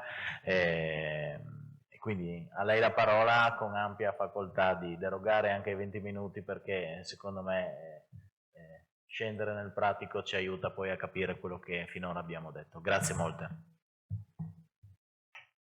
Allora, buongiorno a tutti anche da parte mia, grazie comunque per l'invito. Adesso io proverò comunque a tradurre nel senso pratico tutte queste, normative e visioni, no? E visioni che ovviamente sono belle e interessanti, però poi quando andiamo nella parte pratica in realtà noi siamo quelli che subiscono un po' tutto quello che qualcuno in un ufficio pensa che comunque si possa scaricare a terra. Intanto ho sentito delle cose interessanti che io non avevo ancora approfondito, comunque questa nuova normativa spiegata molto bene, quindi mi complimento, perché comunque io che sono nell'impresa, e scusate, sono quelle ancora di vecchia scuola che non ha studiato, quindi l'ho compresa, quindi in realtà se riesco a comprendere vuol dire che comunque tutto sommato, brava chi l'ha spiegata, ma comunque c'è almeno una volontà nel cercare di renderla, calabile sul terreno e a portata di chiunque. Io però porto un caso ovviamente che parte da un po' più lontano, perché comunque noi quello che presentiamo qui adesso è quello che in realtà è già accaduto, quindi possiamo, da qualche parte dobbiamo cominciare, no? E quindi abbiamo già cominciato nel 2012. Nel 2012, quando praticamente eravamo un po' nella piena crisi, dove non c'era angolo di area industriale, dove c'erano le aziende che chiudevano, dove praticamente le banche erano in difficoltà, e praticamente anche da parte dei nostri collaboratori in realtà la paura, il timore di lasciare tante volte i propri risparmi all'interno praticamente delle banche. Quindi qualcuno, stimolato da qualche nostro dipendente, ma Raffaele, noi non possiamo investire qualcosa nell'azienda, soprattutto coloro che poi magari l'azienda la vivono da quando sono ragazzi, no? E quindi in realtà lì c'è venuta questa idea, perché non trovare una soluzione. Ma questo valeva anche per il sottoscritto, perché comunque anch'io ho dovuto fare un cambiamento di cultura, no? Perché tendenzialmente un imprenditore in realtà che giustamente guadagna attraverso la propria azienda, cos'è che fa? Compra obbligazioni o investimenti di altre imprese, dirette comunque da un altro imprenditore che neanche conosce e non crede in se stesso. Quindi questa cosa qui mi ha un po' fatto riflettere, no? Perché io non posso investire nella mia azienda, no? Giusto? È ovvio che comunque tendenzialmente l'imprenditore cos'è che fa? Pensa che mettendo i denari nella propria azienda non li possa più prendere, no? Perché se li mette dentro non li tolgo più e non sa come toglierli, no? Perché quindi poi li spende, li investe e dice come faccio a raccogliere? Ecco, qui è una cultura anche qua che bisogna cambiarla, quindi quello che io investo all'interno della mia azienda, l'azienda lo deve investire consapevolmente che lo deve restituire. Quindi abbiamo creato un meccanismo, quindi noi abbiamo praticamente generato delle obbligazioni. Dovevo capire com'era comunque il meccanismo e quindi mi sono avvalso a un consulente, e quindi magari tra uno di voi, poi coadiuvato da un bravo notaio abbiamo fatto un regolamento semplice, perché comunque dobbiamo fare cose semplici. Quindi abbiamo, tra virgolette, una paginetta da niente, ok, dove ci sono regole semplici ed emettiamo questa obbligazione. È 2.000 euro, taglio minimo, ok, e in questo caso però rispetto a quello che prevede la legge sul dividendo eventualmente degli utili, invece noi qui riceviamo invece denaro. Riceviamo denaro e in cambio paghiamo interessi, che sono interessi maggiori. Cioè io se comprassi il denaro in banca come imprenditore spendo meno, ma non è l'obiettivo qui praticamente di risparmiare sugli interessi che diamo a chi investe su di noi, ma praticamente generare un meccanismo di partecipazione al quale io non ho un'unità di misura che mi dica quanto mi rende di più quella persona perché ci lavora, perché partecipa, ma sono consapevole, sono sicuro che comunque quella persona renderà di più in qualsiasi modo, solamente anche parlandone bene, dico io, ok? che può comunque generare ulteriori, diciamo, possibilità di lavoro o di utili, e ovviamente noi preferiamo pagare qualcosa in più. Okay? Abbiamo generato tra l'altro un meccanismo di tasso pavimento che non va sotto il 3%, quindi provate a immaginare nel 2012-2014, dove addirittura fino alla fine del 2020, dove gli interessi addirittura erano negativi, quindi pensate un po', e allora ragionavo così, e ragiono ancora così comunque, se sono amministratore dico oh mamma mia quanto pago, da obbligazionista dico quanto incasso, no? Giusto? Quindi io da imprenditore ovviamente sono invogliato a lavorare bene, coinvolgo ovviamente più persone possibili, noi abbiamo generato un meccanismo ovviamente che vale solo per chi è collegato direttamente o indirettamente con l'azienda, non apriamo le porte a nessun altro che possa essere praticamente al di là della nostra azienda, quindi anche fornitori, anche consulenti, figli nostri dipendenti, ex dipendenti in pensione, la musina di qualche ragazzo o figlio dei nostri dipendenti. E quindi per noi è sempre comunque ben accetto purché sia comunque una persona collegata con l'azienda. E ovviamente noi poi, capendo il meccanismo, dobbiamo creare però un meccanismo in cui l'azienda sia strutturata, sia diciamo sana, mettiamola così, di principio sano. Il primo deve essere io, perché ad esempio se lo dà l'imprenditore chi lo deve fare? Diciamo chi non ci crede, ok? Invece il primo deve essere crederci io, ci credono i miei familiari, i figli, mia mamma, che poverina è una pensionata, diciamo che io sono figlio di operai, quindi immaginate un po', ma abbiamo anche le mamme o le nonne di qualche nostro collaboratore, no? Quindi pensate un po', ovviamente chi collabora vicino a me è più facilitato a generare interesse, magari chi è un po' più lontano, che vedo meno, faccio un po' più fatica, ma pian pianino il tantan bisogna avere pazienza. Non si può fare tutto in un attimo, bisogna avere molta pazienza, generare fiducia, ok, avere pazienza, e ovviamente però attenzione, questo non deve essere un meccanismo che elimina gli istituti, L'istituto fa il suo mestiere, l'impresa fa il suo mestiere, questo è un meccanismo in più solamente di coinvolgimento.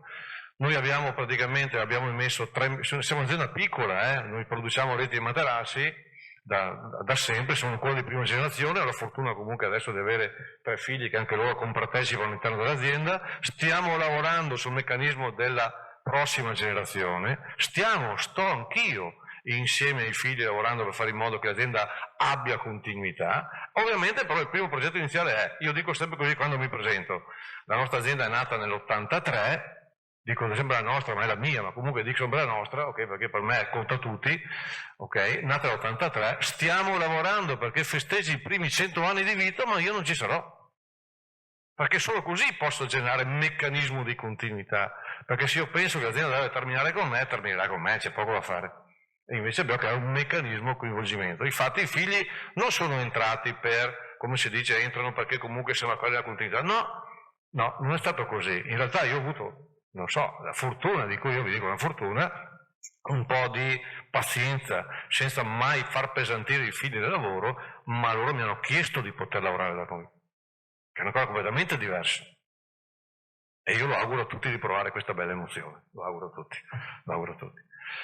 E quindi in realtà noi in questo momento il meccanismo funziona, abbiamo emesso 3 milioni di euro obbligazioni, sono piazzate circa 1.632.000, noi andiamo con pazienza, con calma, noi non facciamo conto di quel denaro, abbiamo creato però un meccanismo, io lo chiamo a gradini, dove praticamente ci sono 2 obbligazioni di tipo A e di tipo B, quelle di tipo A praticamente hanno un taglio massimo fino a 50.000 euro, abbiamo sostenitori, obbligazionisti a 50.000 euro, che però praticamente non possono più comprare per i prossimi 30 giorni altri 50.000 euro. Devo aspettare 30 giorni, perché comunque noi siamo un'azienda che poi i soldi li investe. Quindi quando qualcuno ci richiede di ritornare all'obbligazione, dobbiamo essere pronti a restituirla. E quindi creando un meccanismo molto frazionato ci permette di avere sempre liquidità per poter eventualmente, alla buona uscita, uno ci la chiede e la diamo subito.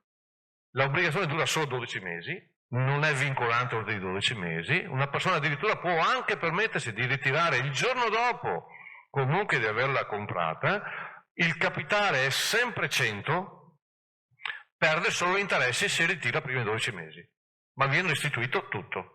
A noi basta una telefonata, un'email, un fax, qualsiasi cosa che praticamente uno lo dice, ok, quando vuoi diciamo noi i soldi vengono restituiti, rimessi in conto corrente. I movimenti sono solo attraverso praticamente bonifici bancari, neanche titoli, neanche un euro contanti, tutto praticamente, siamo sostituti di imposta, cioè le imposte comunque sugli interessi vengono già pagate dall'azienda e quindi ricevono gli interessi al netto delle imposte già con la ritenuta d'imposta già onorata. Questa è un po' la nostra testimonianza, ecco, che noi abbiamo già cominciato 2 giorni fa, funziona, vi dico onestamente, non possiamo dire niente. Vogliamo cercare un po' di allargarla ancora di più, però pian pianino noi contiamo sul tam tam dei nostri collaboratori. Perché il tipo B può arrivare fino a 200.000 euro. Abbiamo un caso di un signore collegato a noi che ha voluto investire 200.000 euro e quindi abbiamo creato un meccanismo ad hoc, mettiamolo così. Sì, prego. Avete previsto dei meccanismi di fondazione? No, ancora no, perché comunque noi siamo partiti 12 anni fa, adesso la legge è arrivata adesso e quindi ovviamente... È arrivata adesso, però l'obbligazione convertibile in senso lato. No, quella non penso che lo faremo, no, penso che piuttosto, per come ho sentito, la strada sia quella. L'unica cosa che lo dico da imprenditore che comunque aprire alle azioni potrebbe avere o creare dei meccanismi di dubbio all'imprenditore che poi praticamente se un giorno uno vuole indietro le obbligazioni o quelle obbligazioni per eredità vadano a qualcun altro potrebbe diventare un problema e quindi bisogna essere molto chiari sul fatto che nel momento in cui quel dipendente non collabora più o decise di, le azioni ritornino a capo all'azienda, se no altrimenti diventa una cosa un po' complicata da gestire o potrebbe impedire l'apertura. Ok? Una risposta magari. Quanti lavoratori hanno sottoscritto? Noi oggi abbiamo il 15% dei nostri dipendenti, noi abbiamo 85 dipendenti, il 15% diciamo ha acquisito obbligazioni di varia natura. Un'altra cosa magari interessante che vi posso dire è che noi abbiamo avuto, stiamo subendo in questo momento un banco bel di prova, no? Cioè noi fino al post-Covid siamo un'azienda ancora piccola e quindi facevamo 20 milioni di euro di fatturato. Noi nel post-Covid facciamo parte di quella categoria delle aziende che ha subito le speculazioni, scusatemi, perché c'è chi è andato bene nel post-Covid e chi è andato meno bene, perché quando qualcuno va bene vuol dire che qualcuno va meno bene, c'è poco da fare perché il principio dei denari sono quasi comunicanti, no? E quindi noi abbiamo perso 5 milioni di euro di fatturato, non ho perso un obbligazionista. Per me questo è stato un banco di prova, di fiducia, no? Perché l'obbligazione è io mi fido. Se tu non sei uno di fiducia, credetemi, ci sarebbe un fuggi-fuggi. Per noi è stato un bel banco di prova, è tuttora un banco di prova e stiamo aspettando a vedere cosa succede. Una battuta inizio nel libro che abbiamo presentato quando è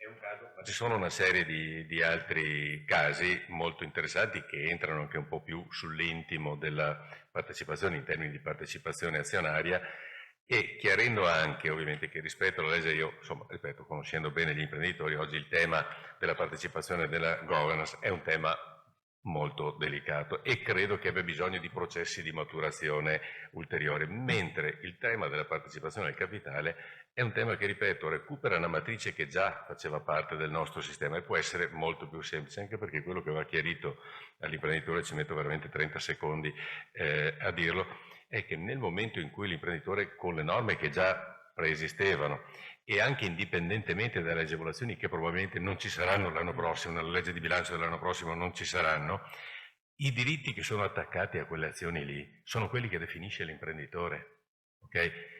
È l'imprenditore che definisce nel momento in cui si faccia un aumento di capitale riservato a chi lavora. Bene, è un po' come diciamo delle azioni di risparmio. Ok, tu hai dei privilegi, delle condizioni particolari nella distribuzione degli utili, ma non diritti amministrativi.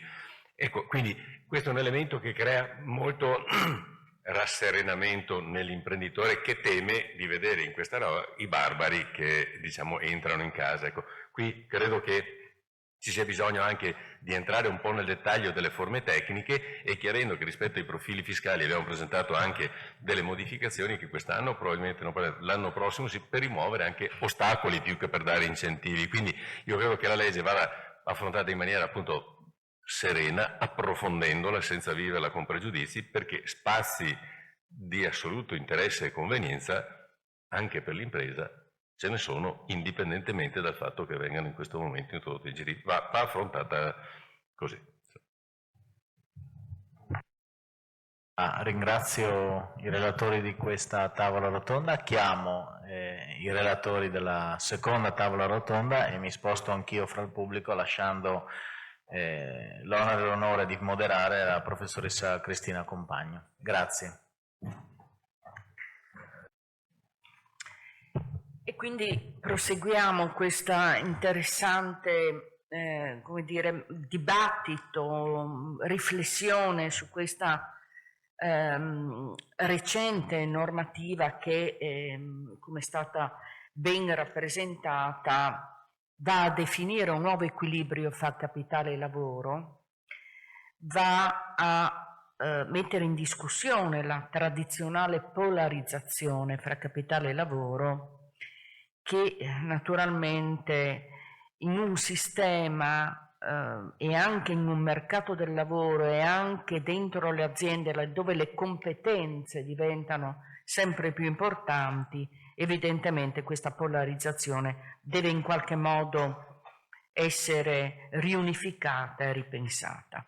Allora, su questa tavola rotonda che va a dibattere e a portare punti di vista diversi, i punti di vista degli attori che naturalmente hanno contribuito a far avanzare la legge e da altri punti di vista la devono poi applicare, abbiamo il piacere di avere Paolo Candotti, vicepresidente Confindustria Alto Adriatico, che è qui alla mia sinistra.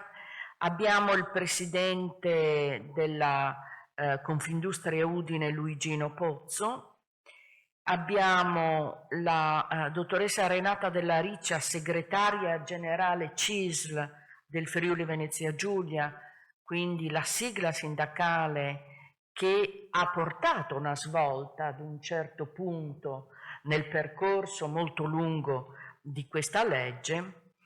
Abbiamo la voce del commercialista, cioè di Francesco Musolla, commercialista del lavoro, che, come è stato detto, professionisti facilitatori nell'implementazione della legge perché portano punti di vista diversi. E Luca Antonicelli, assessorato al lavoro in rappresentanza dell'assessorato e dell'assessora Alessia Rosolen, che è all'estero in questo momento, che ci porterà il punto di vista della Regione e ci porterà quello che ha già fatto la Regione alcuni giorni fa sul tema appunto della, diciamo in via complementare della legge 76 con un disegno di legge che introduce, che va sotto il nome di innovazione sociale, mi sembra, che introduce elementi rafforzativi sulla legge 76. Allora, partirei in questo primo giro di domande dalla Renata Ricci, quindi dalla CISL, dall'elemento seminale di questa legge, quindi una legge di appunto natura popolare. Ricordo che anche l'Università di Udine nasce da una legge popolare e nasce dalla raccolta delle 120.000 firme nelle tende del terremoto del 1976, quindi una delle poche leggi di origine popolare ha portato anche all'Università degli Studi di Udine e ha portato alla legge 76 su iniziativa della CISL. Allora, dottoressa, la svolta arriva per opera della CISL che raccoglie 400.000 firme nel 2023, però il percorso parlamentare mette in luce la spaccatura un po' politica sindacale su questa legge. A favore tutta la maggioranza Italia Viva, contrari 5 Stelle, astenuto il PD per rispetto verso la sigla sindacale CIS, la CGIL e la UIL criticano il testo perché indebolisce evidentemente la contrattazione collettiva. Confindustria non promuove ma non ostacola, diciamo così, ha una posizione abbastanza neutra in questa fase. E allora, dottoressa Della Riccia, racconti un po' l'iter di questa storia e come fra punti di vista diversi e paratie diverse siamo arrivati alla formulazione di questa legge, che è un po' un compromesso anche alla fine, così come esce. Beh, intanto buongiorno a tutti, vi ringrazio per questo invito, ringrazio il professor Miani e lei, dottoressa Compagno, per questo invito. La CISL è da tanti anni che ci crede nella partecipazione dei lavoratori all'interno della vita lavorativa, all'interno delle aziende. Una legge che ci ha visto per diversi mesi, posso dire quasi un anno, nella raccolta delle firme. È una legge su proposta popolare attraverso le piazze, ma attraverso anche le aziende con le assemblee. Abbiamo fatto partecipare molti lavoratori iscritti alla CISL, iscritti anche ad altre sigle sindacali, oppure lavoratori non iscritti a nessun sindacato, che hanno partecipato e firmato convintamente questa proposta di legge. Una proposta di legge, come è stato detto, è illustrata molto bene, questo mi fa veramente molto piacere questa mattina, una legge che nasce dai nostri padri costituenti con l'articolo 46, un articolo che è stato scritto ai tempi, quasi più di 70 anni fa, non solo da una parte politica, ma da più parti politiche. Hanno trovato dei compromessi all'interno dell'articolo 46. Non si parla, cioè si parla di partecipazione, ma si parla più di collaborazione dei lavoratori nel mondo del lavoro. Una legge pensata proprio da Pastore, da Storchi, da Gronchi, da diversi politici che sono stati veramente lungimiranti. Negli ultimi anni poi non è che il mondo sindacale e il fronte imprenditoriale si sono fermati e nasce tutto dalla legge dell'anno scorso, la legge 76. Già prima c'erano degli accordi, delle leggi che vedevano la partecipazione dei lavoratori all'interno del mondo del lavoro.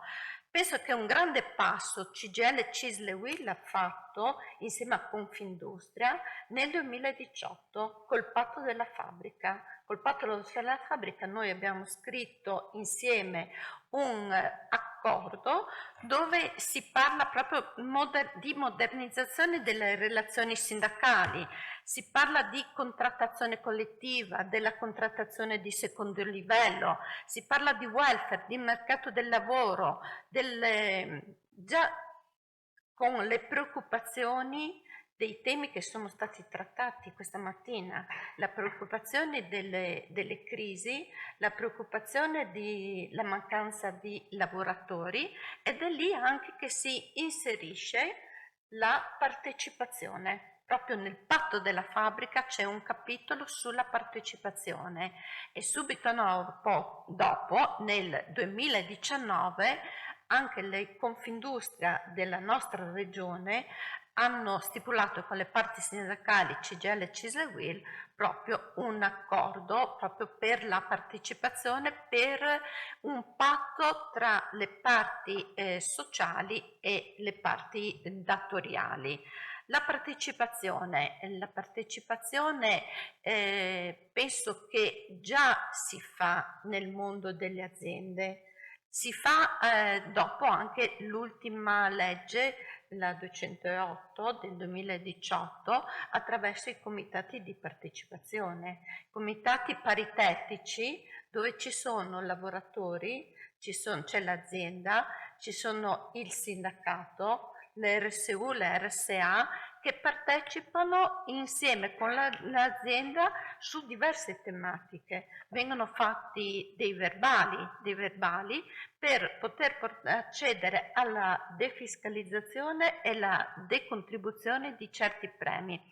Quindi già qualcosa si è messo in atto, già qualcosa in molte aziende questa partecipazione c'è, e c'è anche nella nostra regione. Abbiamo aziende lungimiranti che valorizzano il lavoro dei propri dipendenti. La partecipazione non dobbiamo vederla come un obbligo, ma dobbiamo vederla come un'opportunità dei lavoratori, un'opportunità per l'impresa, perché può aumentare sia la produttività, c'è più competitività, c'è più responsabilità, c'è proprio una partecipazione di tutti gli attori che ruotano attorno all'azienda.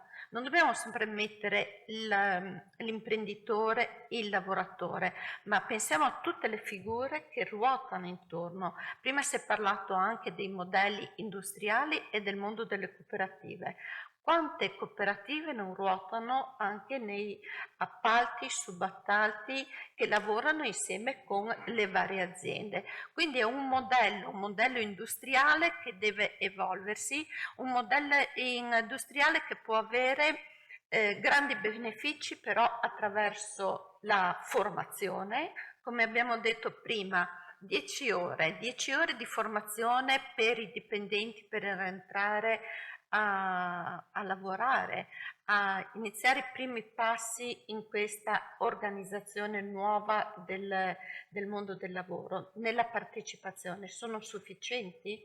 Sono 10 ore che si possono fare piano piano, anno dopo anno, perché solo camminando insieme possiamo valorizzare il mondo industriale che, come ben detto prima, si sta trasformando, sta inserendo nuove tecnologie.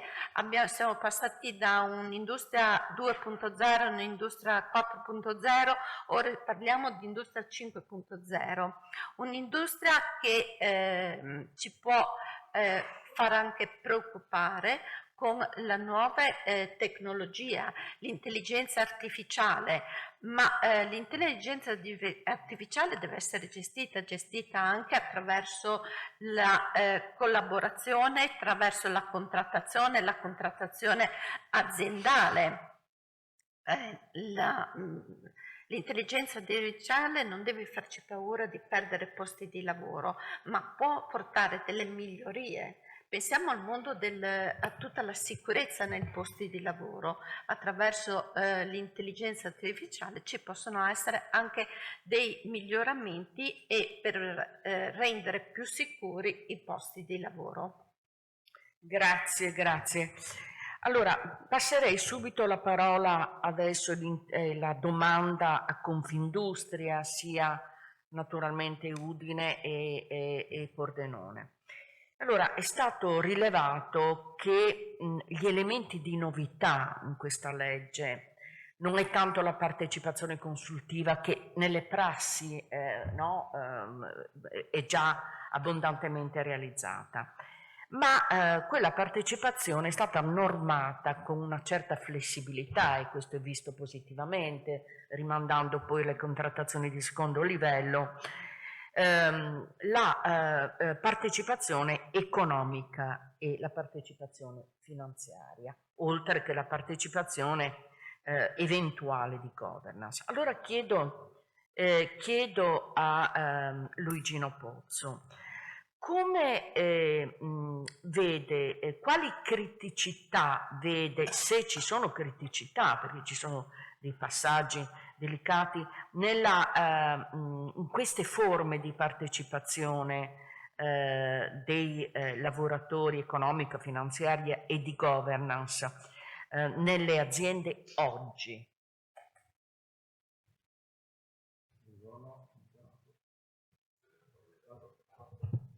Buongiorno. Ma è un tema attuale sicuramente, è un tema anche che parte da tantissimi anni fa, l'abbiamo sentito oggi, che non ha trovato fino adesso soluzione.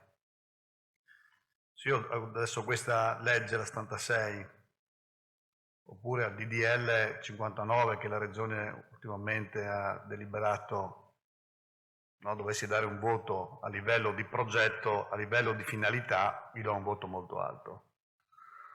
Ma se io devo dargli un voto dal punto di vista di dire che questa è la partenza di un nuovo rapporto tra dipendenti e imprenditori, gli darei un voto molto basso. Quindi dipende da che punto di vista lo guardiamo. È bene che comunque se ne parli, perché Confindustria, diciamo, su questo si esprime o non si esprime. Invece io dico, bisogna avere il coraggio di affrontare questi argomenti e poterli discutere, perché solo con il dialogo si arriva ad una soluzione. E quindi che se ne parli va benissimo. Abbiamo avuto il sindacato della CISL, dal mio punto di vista, che ha fatto passi importanti nella giusta direzione, e questo ci auspichiamo che avvenga anche dalle altre parti sindacali, perché è ben noto a tutti, penso di non dire una cosa che non è conosciuta, che fino ad ora tra le parti sindacali e gli imprenditori non è che sia passato dei bei periodi, quindi c'è stato un contrasto su temi concreti, finalizzati al fatto di portare più diritti, penso, da una parte e più doveri dall'altra. Quindi io ho visto che è un mondo che negli ultimi anni si è diviso anziché unirsi. Concordo sul patto della fabbrica, sicuramente è una cosa intelligente. Io farei un passo in più in questo ragionamento, perché io propongo sempre un patto di corresponsabilità. Perché fino a quando noi entriamo nel patto di corresponsabilità, dal mio punto di vista, da questo punto, da questo problema, non ne usciremo mai più. Oggi avete portato un'esperienza, secondo me, straordinaria, e quindi faccio anche i complimenti all'imprenditore.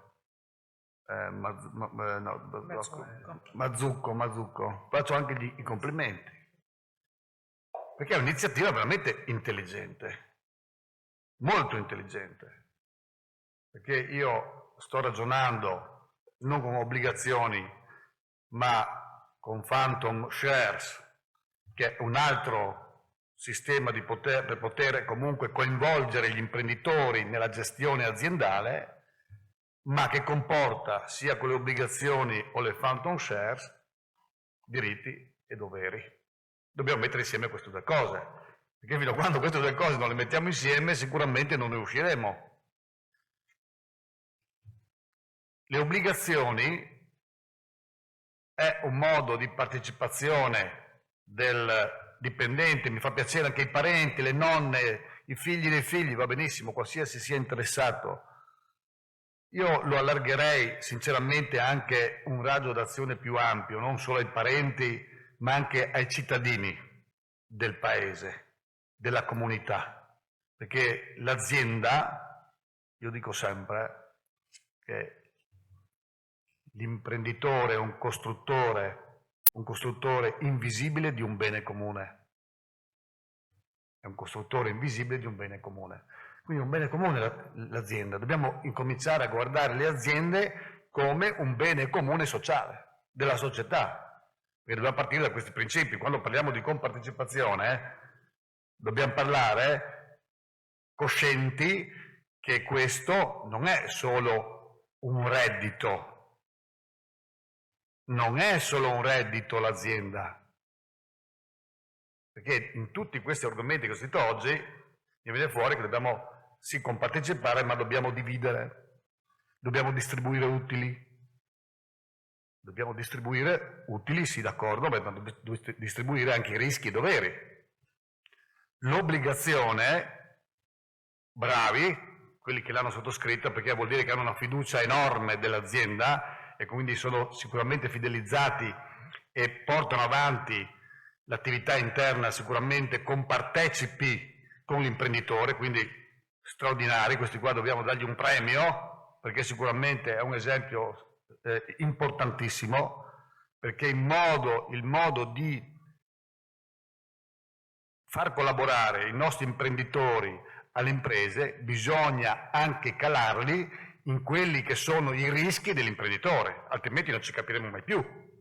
Perché quando noi andiamo a proporre a un proposto di seguire la sicurezza e responsabilizzarlo sulla sicurezza, dice no, ma io ti pago, scusa, ti do, quanti soldi vuoi? No, ma io non voglio prendermi questa responsabilità. Quindi dobbiamo far capire, è una questione culturale, perché non siamo solo qua a dividere, le banche nel 2024 hanno fatto 45 miliardi di utili, le aziende ne hanno fatti 60 o 70, sì, non è che le aziende hanno l'oro che cola e quindi siamo qua tutti a dividere, arrivano i fondi e vengono a dividere, no? E tolgono la parte innovativa alle aziende, perché arrivano i fondi e vogliono, diciamo, drenare utili. Poi arriva la legge 76 e vuole drenare utili. No, ma aspettate un attimo. E chi pensa al futuro? Chi pensa all'innovazione? Io penso che, perché dobbiamo capire che il sistema industriale, e lo sappiamo tutti, è fatto da piccole aziende, piccole e medie, dove l'imprenditore non ha mai fatto dividendi in vita sua. È vero. Dove l'imprenditore non ha mai diviso, non sa cosa vuol dire dividere, quindi non possiamo andare a insegnarglielo al dipendente, perché l'imprenditore non sa neanche cosa vuol dire dividere. Ha preso i soldi e li ha messi in aziende per poter sviluppare la propria azienda e innovare la propria azienda. Se cominciamo a drenare dal sistema anche tutti questi soldi, che sono il futuro dei nostri giovani, perché l'innovazione è il futuro dei nostri giovani, se cominciamo a drenare tutti questi soldi dalle aziende, ho capito, ma chi investirà nell'innovazione? L'innovazione è la linfa vitale del sistema. E adesso non voglio dilungarmi su ragionamenti sull'innovazione e sull'arrivo dei cinesi, lasciamo stare perché altrimenti andiamo in argomenti che sono troppo complessi. Però l'innovazione e la formazione e innovazione sono la linfa vitale del sistema. Quindi dobbiamo anche fare in modo che i nostri dipendenti capiscano questo ragionamento che è fondamentale, perché quando parliamo del secondo punto, che è praticamente la partecipazione alla governance in azienda, dico, se io faccio partecipare dipende poi dalla dimensione dell'azienda, perché qua stiamo generalizzando, no, adesso, quindi ci sono casi e casi, cioè io parlo dell'azienda di 10 dipendenti, magari è un ufficio di commercialisti, quindi sinceramente abbiamo un certo tipo di situazione, non mi pongo il problema. Ma se parlo di un'azienda di 500, 1000, 2000 dipendenti, qual è l'obiettivo che si pone un dipendente oggi che entra in un consiglio di amministrazione? Qual è nella sua testa l'obiettivo? Vado in consiglio nominato dall'RSU, vado in consiglio di amministrazione per poter decidere cosa? Dobbiamo mettere insieme questi due modi di ragionare, perché l'imprenditore che va in consiglio di amministrazione oggi va per definire investimenti, va per definire sviluppi tecnologici, va per definire quelli che sono le prospettive di mercato, va a definire quelli che sono l'andamentale dell'azienda e lo sviluppo dell'azienda nei prossimi anni. Non è che va, diciamo, a deliberare mi faccio il dividendo. Sì, magari nelle aziende strutturate potrebbe succedere anche questo sicuramente. Però bisogna capire qual è lo spirito della partecipazione all'organizzazione, bisogna capire qual è lo spirito. Quando parliamo di collaborazione è tutt'altra cosa rispetto a partecipazione, quindi dobbiamo capire anche nei termini. Se parliamo di collaborazione, vabbè, io penso che tutte le aziende imprenditoriali vogliono assolutamente collaborare con i propri dipendenti e lo fanno. Perché comunque abbiamo gli organi di sorveglianza dove abbiamo i dipendenti che partecipano all'interno della 231, cioè abbiamo tutti questi organi di sorveglianza dove i dipendenti ci partecipano. Quindi abbiamo nei consigli di amministrazione dove i dipendenti ci partecipano, ma sono, diciamo, dipendenti dove sono stati valutati dal punto di vista delle competenze, dove hanno fatto percorsi di studio non da 10 ore, se mi consentite, non da 10 ore, ma hanno fatto l'università, hanno avuto esperienze lavorative, hanno fatto il master, hanno fatto le esperienze lavorative e in base a questo percorso il datore di lavoro o chi per lui o il manager hanno definito che queste persone hanno le competenze per poter entrare in un organo chiave per lo sviluppo dell'azienda. Un organo chiave è un organo chiave perché il consiglio di amministrazione è un organo chiave per lo sviluppo della nostra azienda, quindi dobbiamo anche capire qual è la responsabilità che una persona si prende quando entra in un consiglio di amministrazione. Anche dal punto di vista legale. Se uno che partecipa al consiglio di amministrazione ha una responsabilità legale, dobbiamo spiegarlo bene. Quindi non è solo va in consiglio di amministrazione perché si prende diciamo, il gettone di presenza o si prende, no, non è così. Ha una responsabilità legale importante, perché se l'azienda, diciamo, dovesse avere dei problemi, chi all'interno degli organi di gestione della governance, diciamo, sicuramente possono avere dei problemi. Quindi adesso scusate, non ho capito quali sono i miei tempi, però... Vada tranquillo, abbiamo tempo. Ok. Quindi voglio dire, sicuramente io sono favorevole, che sia chiaro, a un ragionamento di compartecipazione dei dipendenti. Cioè io sono la persona che mi piacerebbe avere la borsa di quinto livello nei nostri paesi per fare in modo che tutti possano partecipare alla vita aziendale, perché è la vita sociale. Sia l'imprenditore che le parti sociali e la pubblica amministrazione devono entrare in quest'ottica che le aziende sono la nostra società. Quindi dobbiamo favorire e regolamentare queste partecipazioni.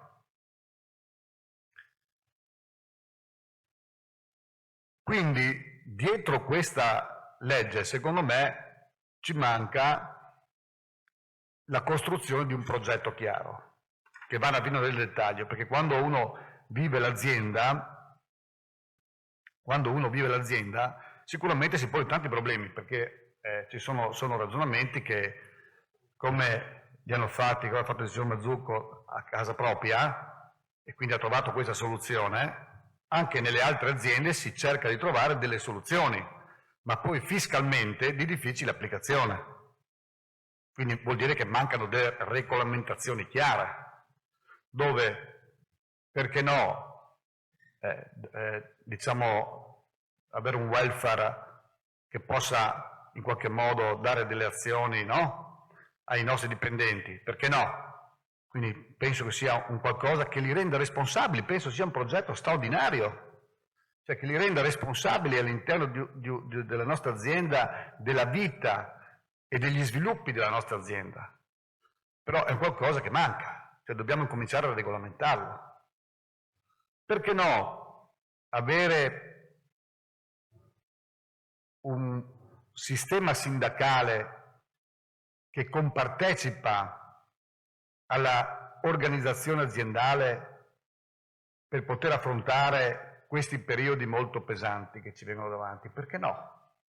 Ma sicuramente non possiamo sederci a un tavolo quando, mi scusi, ma se abbiamo un sindacato che ragiona come nel 68, cioè purtroppo il mondo del lavoro è totalmente cambiato, no? E quindi io faccio i complimenti alla CISL, l'ho promesso prima.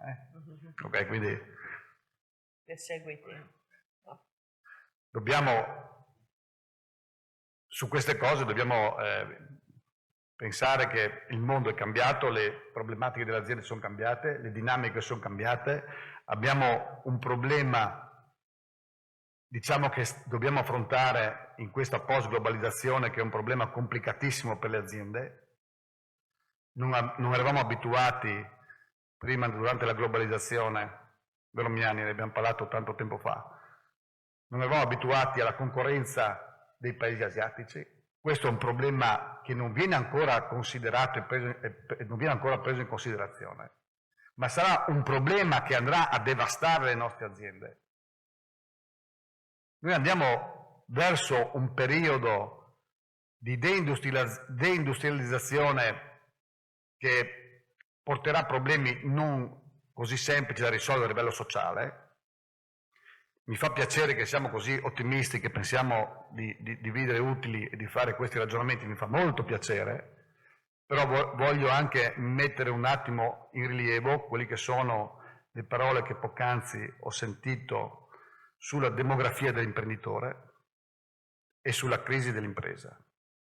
Io penso che questo, prima di tutto, prima di arrivare a queste conclusioni, dobbiamo ragionare seriamente su questi che sono i problemi dell'industria.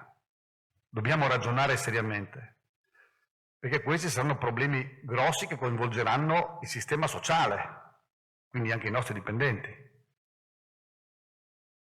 L'industria che è passata dal 25% di incidenza sul nostro PIL al 18% è un dato preoccupante, dove il terziario sta crescendo è andato al 73%. È un dato preoccupante, dove in Italia si costruivano 4 milioni di auto, adesso ne costruiscono 500.000, dove in Italia si producevano 30 milioni di tonnellate di acciaio, adesso se ne producono 20.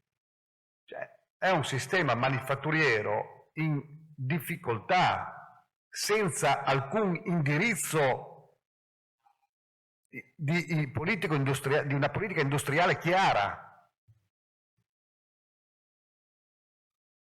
Cioè, quando parli con gli imprenditori e dicono cosa facciamo? Come dobbiamo affrontare questo periodo?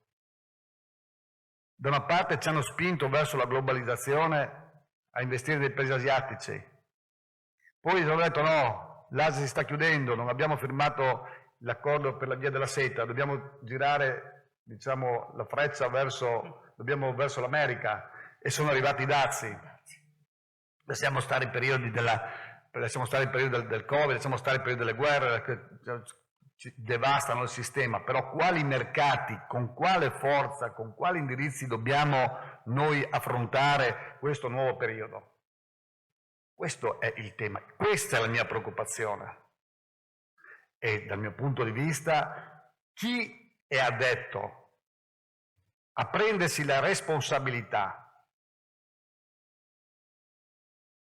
questo rapporto fra l'impresa e i dipendenti, chi ha questa responsabilità, ecco, bisogna sedersi attorno a un tavolo e riflettere in modo molto pesante, perché da questo nuovo periodo si uscirà se uniti. Da questo nuovo periodo si uscirà se uniti, metteremo vicino le forze tra parti sociali, imprenditori e la pubblica amministrazione, con grande patto di corresponsabilità. Quindi sono totalmente d'accordo che si discuta di queste cose, però dobbiamo essere coscienti di quello che sta succedendo e di come dovremo affrontare questo periodo. E quindi ben venga la partecipazione dei dipendenti sicuramente, ma ben venga anche, diciamo, la corresponsabilizzazione alla governance aziendale. E quindi dobbiamo sederci attorno a un tavolo, quindi Io ho avuto l'incontro con tutte le parti sociali in Confindustria, erano anni che non venivano a trovarci. Ho avuto un dialogo molto aperto dove noi siamo molto aperti a ragionare su tutti gli argomenti che sono a vantaggio, dico a vantaggio dei nostri dipendenti, in primis, perché io sto portando avanti un progetto in Confindustria Udine che deve portare alla fine del mio mandato almeno, io dico, a 500 euro in più netti salariali mese al dipendente. Noi dobbiamo arrivare a questo, almeno, obiettivo minimo mio, che lo facciamo, dobbiamo farlo attraverso i servizi sociali, dobbiamo farlo attraverso l'housing sociale, dobbiamo farlo attraverso, diciamo, i servizi che dobbiamo dare nelle zone industriali, gli asili nido, i centri estivi. Abbiamo parecchie cose da fare, quindi io sono molto aperto, noi con Confindustria siamo molto aperti ad affrontare insieme questi argomenti per dare sicuramente un supporto ai nostri dipendenti, perché è di quello abbiamo necessario. Oggi i dipendenti sicuramente, dal mio punto di vista, hanno un netto salariale troppo basso, siamo tutti coscienti di questo, ma dobbiamo mettere a punto le formule per fare in modo che questi dipendenti possano portarsi a casa un salario più alto. Dobbiamo mettere a punto le formule. Abbiamo iniziato in Confindustria Udine, ho dato mandato per studiare la struttura salariale, perché comunque noi rispetto ai netti salariali, rispetto alla media europea, abbiamo una percentuale molto più alta, nel senso che il nostro dipendente ci costa 2,2 volte rispetto al netto salariale, rispetto ad altri paesi, non so, io sono in Bosnia ne pago 1,5, in Cina 1,6, o in India 1,3, o in Europa abbiamo parametri sicuramente molto più bassi rispetto ai nostri, dove all'interno della struttura salariale entrano tanti argomenti. Non è solo il cuneo fiscale. Bene la legge, diciamo, l'ultima legge di bilancio che ha fatto il governo, dove ha diminuito il 2% sull'IRPEF, va benissimo, ma sono 40 euro mese. Diciamo, dobbiamo essere molto più orientati verso questo tipo di argomento e il fatto di poter fare in modo che questi dipendenti abbiano la possibilità di aumentare il loro netto salariale. Per questo viene riversato sul mercato, cioè tutta gente, tutte persone che spendono e riversano questi soldi sul mercato, quindi un beneficio per tutti. Andiamo a aumentare il consumo interno, no? Che è una buona fetta del PIL, del nostro PIL, quindi sicuramente dobbiamo trovare la soluzione per spingere in questa direzione. Siamo tutti d'accordo, poi dobbiamo farlo nel metodo che possa fare in modo che comunque le aziende abbiano la possibilità di essere gestite con competenza, con il giusto rapporto tra diritti e doveri, per fare in modo che queste sfide sul mercato in qualche modo possiamo renderle competitive e possano vincerle. Grazie Luigino Pozzo per questa articolata risposta. Come articolata risposta, insomma, rileviamo la forte tensione di Confindustria, orientamento Confindustria ad andare, insomma, in questa direzione. Luigino Pozzo dice se ne esce insieme, in una situazione di incertezza e di crisi geopolitica mondiale ed economica mondiale, no? Potenzialmente mondiale, se ne esce insieme. Troviamo la formula. Pozzo ha parlato di corresponsabilità, è chiaro, la partecipazione al capitale, la partecipazione negli organi di governo implica una corresponsabilità, implica un equilibrio fra diritti e doveri, questo evidentemente sta nelle cose. Dice il presidente Confindustria Udine, manca una regolamentazione chiara da questo punto di vista. Forse direi meno male, perché se ci fosse nella legge irrigidirebbe casi eterogenei fra loro, quindi è meglio rendere flessibile, rimandare a una contrattazione collettiva e all'imprenditore e alle rappresentanze dei lavoratori di secondo livello la definizione più adatta per la propria impresa. Ma ringrazio, chiudo sulla Confindustria Udine, ringrazio il direttore Confindustria Udine Michele Nencioni che è venuto, ma a testimonianza con la presenza anche di Candotti qui, ovviamente della volontà di Confindustria di studiare e analizzare questi modelli. E passo a Paolo Candotti. Passo a Paolo Candotti prendendo le ultime riflessioni fatte da Pozzo, che è questa. Allora, con una considerazione di Milan prima. Milan prima ha detto la partecipazione, queste forme di partecipazione previste dalla legge 76 possono essere uno strumento importante per, diciamo così, attrarre e ritenere personale umano qualificato, quindi persone, lavoratori che altrimenti andrebbero altrove. C'è un meccanismo di retention, un meccanismo di attrazione, no? Di lavoratori che si sentono gratificati e meglio danno se partecipano alla vita dell'impresa. Ora, Paolo Candotti, secondo lei, partendo da questo punto di vista, è possibile pensare che in fase applicativa estensiva di questa legge si possa incidere su un fattore che è quello dei livelli di produttività? Perché Pozzo parla di una depressione salariale, no? Il nostro sistema è caratterizzato per un insieme di motivi e anche rispetto ad altri paesi europei da una forte depressione salariale. La depressione salariale è collegata a bassi livelli di produttività. Solo alzando i livelli di produttività tu puoi agire sulla depressione salariale, non è possibile fare diversamente. Allora, è possibile pensare, come dire, che questa applicazione della legge agisca sui livelli di produttività e quindi in qualche modo attraverso le forme di gain sharing o azioni di conversione, non di profit sharing, perché mai l'imprenditore, rarissimamente l'imprenditore vive di dividendi o si è dato dividendi, tutto il capitale viene reinvestito.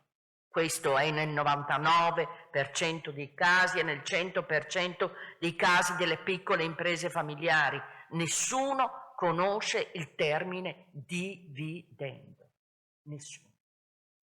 Quindi sono molto d'accordo su questa cosa qui. Quindi a Candotti, depressione salariale e produttività legato alla partecipazione.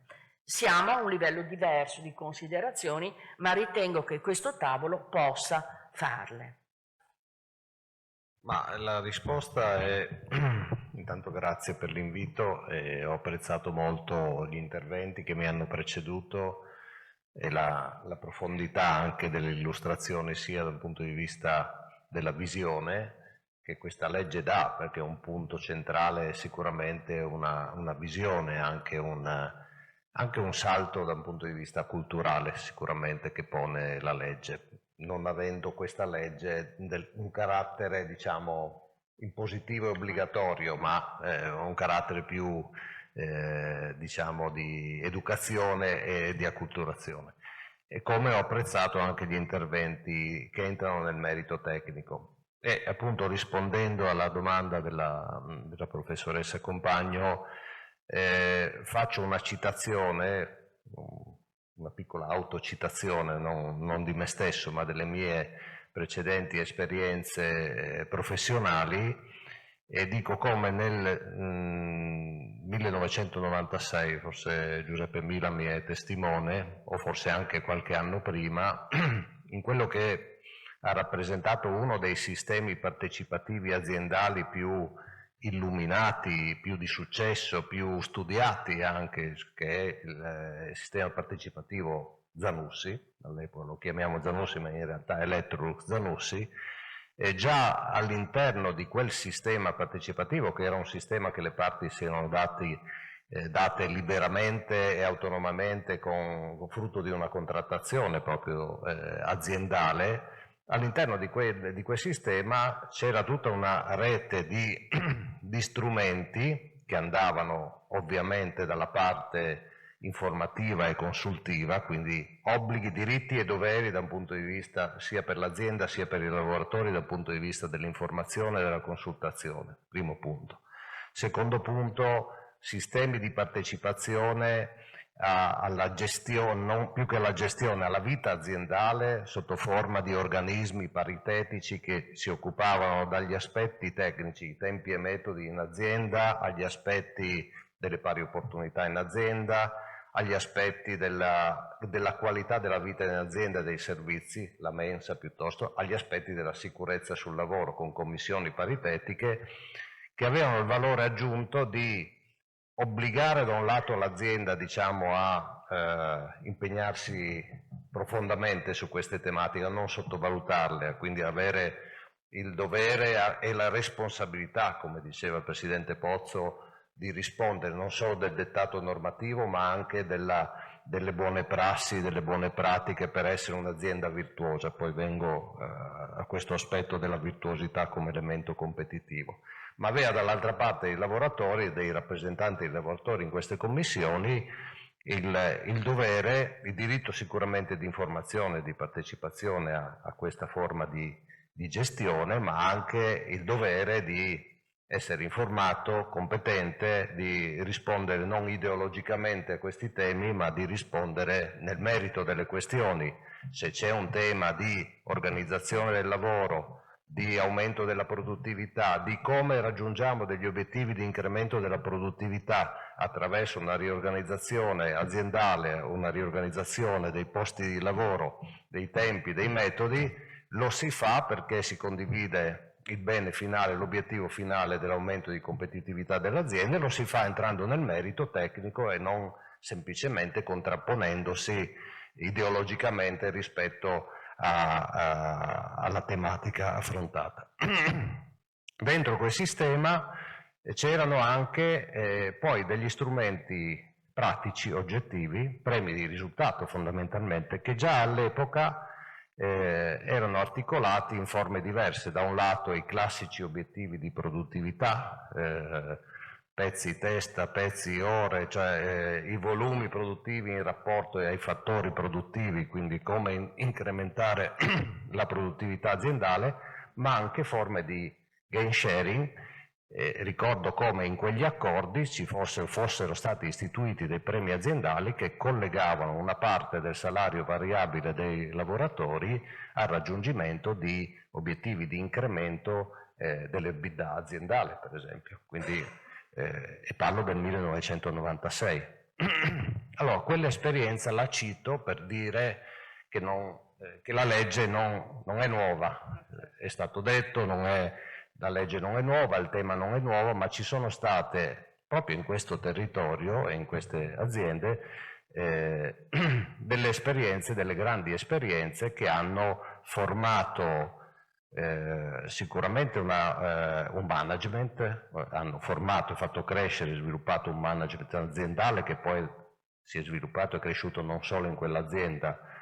In questo senso un'autocitazione: io ero parte di quella parte aziendale, di quel management che gestiva questi accordi e che li aveva pensati, ideati, ma poi sono uscito e ho fatto altre esperienze e mi sono portato quell'esperienza, quel modo di vedere l'impresa come comunità, l'impresa come un rapporto equilibrato di diritti e doveri e responsabilità.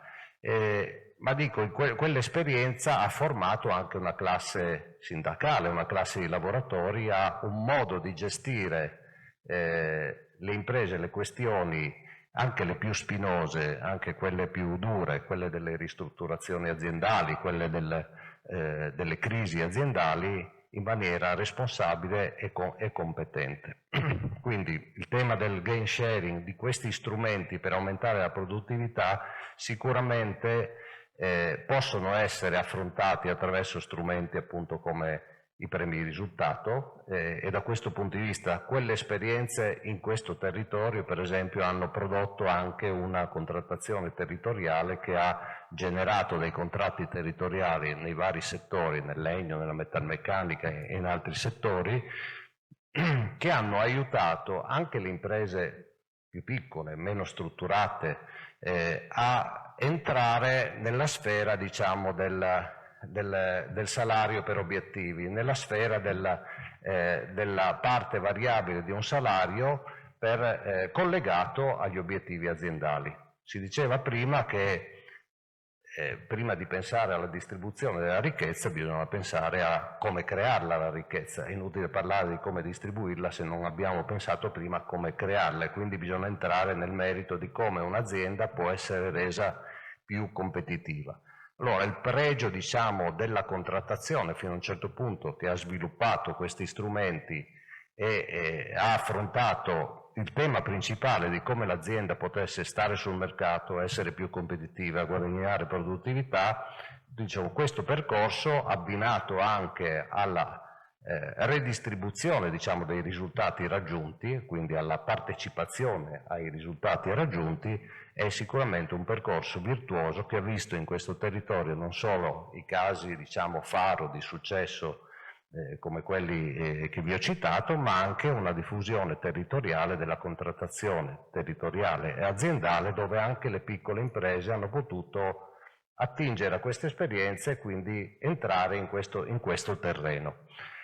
Questo aggiungo due considerazioni. Questo tema della produttività, che è un male ancestrale, diciamo, del nostro sistema produttivo nazionale. Noi siamo, rispetto ad altri paesi, abbiamo perso, diciamo, nel rapporto del costo del lavoro per unità prodotto, abbiamo perso competitività gradualmente negli ultimi anni e la stiamo continuando a perdere. Questo è figlio non tanto e non solo, diciamo, magari dei nostri sistemi produttivi, che avevano bisogno a un certo punto di essere aggiornati e che si stanno aggiornando velocemente, ma di un sistema paese che è molto costoso, ingessato, con infrastrutture inadeguate, quindi che la produttività è sicuramente un po' bloccata, e questo richiamerebbe la necessità di politiche industriali chiare, definite, che aiutino il sistema produttivo a fermare l'arretramento e a recuperare lo spazio di competitività che è stato perso in questi anni. Ma il tema della produttività, diciamo, dell'aumento della competitività aziendale e di come collegare i risultati, diciamo, agli obiettivi, di collegare la retribuzione al raggiungimento dei risultati, è un tema che riguarda anche l'attrattività di un'azienda. Se noi pensiamo soprattutto a quelle che sono le figure più qualificate, più pregiate, che noi tutti cerchiamo nelle aziende, che probabilmente, anzi senza probabilmente, ci rubiamo l'uno con l'altro, dobbiamo arrivare a una considerazione che purtroppo è la verità che viviamo ogni giorno. Mentre un tempo selezionavamo le risorse migliori in una situazione di abbondanza anche di risorse, perché magari i nostri sistemi produttivi, le nostre aziende avevano bisogno più di manovalanza, nel senso buono del termine, e oggi abbiamo più bisogno anziché di manodopera, di mente d'opera, quindi di cervelli con competenze sempre più qualificate e raffinate, e siamo di fronte tutti a un panorama di risorse scarse. E quindi il paradosso è che noi non facciamo nessuna selezione, sono queste risorse che selezionano le aziende dove andare a lavorare. Allora il sistema della competizione fra le imprese anche è un sistema che fa gareggiare le imprese per diventare più attrattive nei confronti di risorse scarse. L'attrattività verso queste risorse la si fa anche attraverso sistemi di partecipazione all'idea di impresa comunità, e questo è l'aspetto, se vogliamo, più filosofico, più ideale, ma anche partecipazione alla vita aziendale, agli utili aziendali, quindi ai risultati aziendali, partecipazione al welfare che un'azienda è in grado di organizzare. Entro nella tua vita privata, non con la volontà di organizzarti, ma offrendoti dei servizi che fanno sì che tu preferisca venire e stare bene nella mia impresa piuttosto che andare in un'altra impresa. Qui facciamo la differenza. E quindi il tema della partecipazione sono tutti strumenti utili che tutti utilizziamo, che molti ormai utilizzano nelle aziende. Io lavoro in un'azienda, in Fincantieri, che ha recentemente, negli ultimi anni, aperto, diciamo, anche il proprio capitale con un piano di azionariato diffuso, e lo ha fatto non perché ne avesse bisogno da un punto di vista della raccolta di capitale, ma con una chiara visione di diventare un'azienda attrattiva che ai propri dipendenti, ai propri collaboratori offre una trasparenza di informazioni, una trasparenza, diciamo, nella visione, nel percorso che sta facendo, e offre anche la possibilità di partecipare in maniera concreta all'andamento, al buon andamento aziendale. Quindi è una scelta, diciamo, ragionata da questo punto di vista, e penso che sempre più sarà così, sempre più i sistemi aziendali e le aziende, in un sistema appunto di calo demografico, di difficoltà di reperimento della manodopera specializzata, si faranno la competizione rispetto alla loro capacità di attrarre talenti, di tenerli, di mantenerli in azienda e di coinvolgerli proprio nella vita aziendale rispetto agli obiettivi e con diritti e doveri, con un giusto bilanciamento di diritti, doveri e responsabilità. Ultimo aspetto, che è quello che veniva citato dal Presidente Pozzo, che è il tema appunto della diciamo crisi di vocazioni imprenditoriali. È un dato oggettivo, ma che le statistiche dimostrano, rispetto al quale la cura parte, a mio modo di vedere, anche dalle politiche. Chiaramente il ruolo, diciamo, da questo punto di vista, il ruolo della politica, il ruolo degli amministratori, il ruolo dell'università, anche dico, cioè di andare a stimolare la costruzione di competenze non solo rispetto a ciò che il mercato del lavoro richiede oggi, ma anche rispetto alla figura dell'imprenditore, quindi diffondere anche una cultura dell'impresa e dell'attività imprenditoriale come un'attività importante, attrattiva e soprattutto socialmente molto utile, è il ruolo principale che abbiamo tutti noi attori sociali, da Confindustria, il sindacato, la politica, gli amministratori. Quindi a quel tema della crisi, chiaramente della crisi di vocazione imprenditoriale, si risponde da un lato con la politica, la comunicazione, la cultura, sicuramente per recuperare quell'immagine, diciamo, anche dell'impresa, che troppo spesso in questo paese viene vista, diciamo, come un elemento negativo, come l'imprenditore viene visto come uno sfruttatore più che come un generatore di bene sociale e di utile sociale, di bene comune, ma anche, e qui vengo al punto e concludo, anche attraverso, nel momento in cui si pone all'interno di un'azienda un tema di successione, di passaggio generazionale, di crisi del passaggio generazionale, il coinvolgimento del management diventa assolutamente un elemento decisivo, e in questo il management coinvolto anche attraverso forme di partecipazione agli utili aziendali piuttosto che all'azionariato aziendale è sicuramente un elemento di ingaggio, utile nel risultato nel breve periodo, ma utile anche nel lungo periodo per favorire e accompagnare magari un passaggio generazionale che difficilmente può avvenire, e quindi per trattenere e mantenere nel territorio anche quella governance che garantisce, diciamo, che quel bene costruito con la fatica degli imprenditori possa rimanere nel territorio e continuare a svilupparsi in quel territorio. Grazie, dottor Candotti.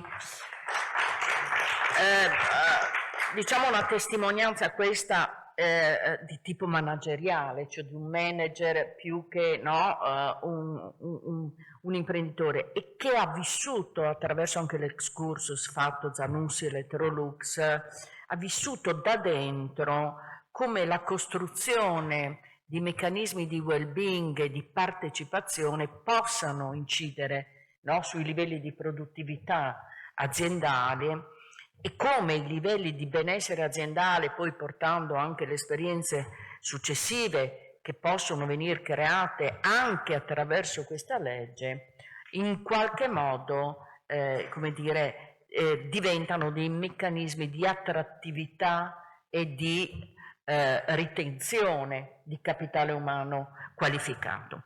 Passo invece subito, visto e saluto, è arrivato Walter Rizzetto, Presidente della Commissione Lavoro Camera dei Deputati direttamente da Roma, e procediamo però adesso con Luca Antonicelli, assessorato al lavoro. Allora, importante qui, assessorato al lavoro, capire qual è diciamo il ruolo di un assessorato regionale nel come dire, incentivare eventualmente, promuovere no, l'implementazione, la diffusione della legge 76, e poi vorrei che il dottor Antonicelli ci raccontasse di questo DL 59, del suo articolo 15 recentissimo della Regione sull'innovazione sociale e che sembra dare gambe e velocità alla legge 76 in applicazione nella nostra regione. Grazie.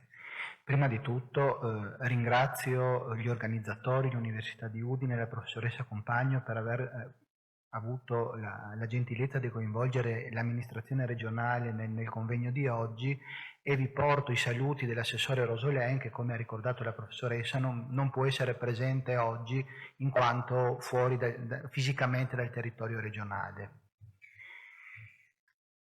Con riferimento alle domande, per le quali ringrazio, mi ricollego alle brillanti relazioni della dottoressa Cimarossi e dell'avvocato Kautzer, che hanno evidenziato con chiarezza il collegamento che la legge 76 pone fra contrattazione e partecipazione, individuando la contrattazione collettiva di secondo livello come strumento delegato a dare attuazione a questa legge. Relazioni che poi la professoressa Compagno ha compendiato dicendo: la legge 76 prevede degli strumenti flessibili che poi sta alla contrattazione adeguare alle singole realtà aziendali. Per quanto riguarda il disegno di legge 59 e di legge regionale 59, che è stato approvato dal Consiglio regionale la settimana scorsa, non è stato ancora pubblicato, quindi non so ancora il numero della legge, ma a breve lo avremo. Continuerò a chiamarlo del disegno di legge 59 sull'innovazione sociale. Sul punto parte da uno dei criteri ispiratori di questo disegno di legge, che è il principio di sussidiarietà orizzontale, perché è un disegno di legge che in tutte le sue parti investe, come su tutta la recente legislazione regionale, sul ruolo delle parti sociali, in quanto vi è una forte fiducia sulla capacità delle parti sociali, dei corpi intermedi sul territorio regionale, sulla loro proattività, sapendo di poter contare, ed è una fortuna per questo territorio, su parti sociali, rappresentanti dei datori di lavoro e dei lavoratori fortemente rappresentative, e come rappresentate anche oggi autorevolmente a questo tavolo e in questa platea. Quindi è una legge che in tutti i suoi articoli investe sul ruolo delle parti sociali. Per quello che riguarda la legge, l'attuazione e la promozione delle leggi sulla partecipazione, l'articolo 15 non si sogna di dettare ulteriori norme, ulteriori paletti, ma riconosce la contrattazione collettiva di secondo livello, aziendale e territoriale, come ha acutamente specificato il vicepresidente Candotti, come strumento idoneo ad attuare le previsioni della legge 76, perché, come ricordava il presidente Pozzo, è attraverso la contrattazione collettiva di secondo livello che si realizza quella reciproca assunzione di responsabilità con diritti e doveri reciproci insiti appunto nella contrattazione collettiva, che poi calerà sulle singole realtà aziendali le previsioni flessibili della legge. Quando poi, attraverso questi contratti collettivi di secondo livello, che prevedono anche forme di partecipazione finanziaria al capitale dei lavoratori e all'impresa, si dovesse realizzare l'obiettivo di un miglioramento, di una tutela dei livelli di acquisto, l'amministrazione regionale potrà utilizzare la leva fiscale di propria competenza, cioè nell'ambito di quello che la regione può fare nell'ambito dell'IRAP, per sostenere questi accordi. D'altronde è stato nel primo panel autorevolmente ricordato che spesso le norme poi hanno un'attuazione concreta se c'è una leva fiscale che lo sostiene. In questo l'amministrazione regionale ha inteso, in coerenza con quello che è previsto nella legge 76, aggiungere la disponibilità ad aggiungere la propria possibilità di manovra fiscale per favorire l'attuazione della legge 76. Il tema della partecipazione, peraltro, oltre che all'attuazione della legge 76, per come declinata, per come richiamata dall'articolo 15, che riconosce il ruolo della contrattazione collettiva sul punto, è peraltro coerente con altri due spunti che sono presenti in un'altra recente, in un'altra importante legge, la legge 144 del 2025, su cui poi immagino il Presidente Rizzetto dirà più e meglio di quello che io accenno, ed è una legge che in estrema sintesi mira a promuovere l'attuazione dell'articolo 36 della Costituzione attraverso la contrattazione collettiva. Questa legge contiene due richiami molto importanti, fra i vari, che si ricollegano all'articolo 15 del disegno di legge regionale 59. Il primo, che è una delega a attuare ulteriori strumenti di partecipazione agli utili dell'azienda tramite la contrattazione collettiva, e il secondo, che delega e individua specificamente la contrattazione collettiva di secondo livello quale veicolo per tutelare il potere d'acquisto delle lavoratrici e dei lavoratori. Quindi tutto il disegno di legge sull'innovazione sociale, nelle parti di promozione di piattaforme di welfare aziendale, sui patti territoriali, sul potenziamento della legge regionale 9 del 2021 per favorire l'attrattività del territorio generale per le giovani professionalità altamente specializzate, si pone nella logica di condividere con i soggetti del territorio, istituzionali e sociali, la condivisione di strumenti per realizzare appunto questa innovazione sociale, mettendo a disposizione l'amministrazione regionale delle buone prassi che si sono realizzate sul territorio, e su questo è molto importante, con questo chiudo, richiamare le esperienze che il vicepresidente Candotti ha richiamato. Questo è un territorio su cui la contrattazione collettiva dal 2009 in poi, ma anche ben prima, in delicate fasi di transizione industriale, le parti sociali, datoriali e dei lavoratori hanno saputo condividere strumenti di gestione che hanno portato al superamento di situazioni di difficoltà in maniera condivisa, e poi hanno saputo anche individuare strumenti per favorire la nascita di nuove realtà industriali e il loro sviluppo. Ecco, è a questa contrattazione collettiva che l'amministrazione regionale si rivolge con la legge, con il disegno di legge 59, sostenendone l'ulteriore sviluppo, però ponendosi a disposizione del territorio e delle sue parti sociali. Grazie.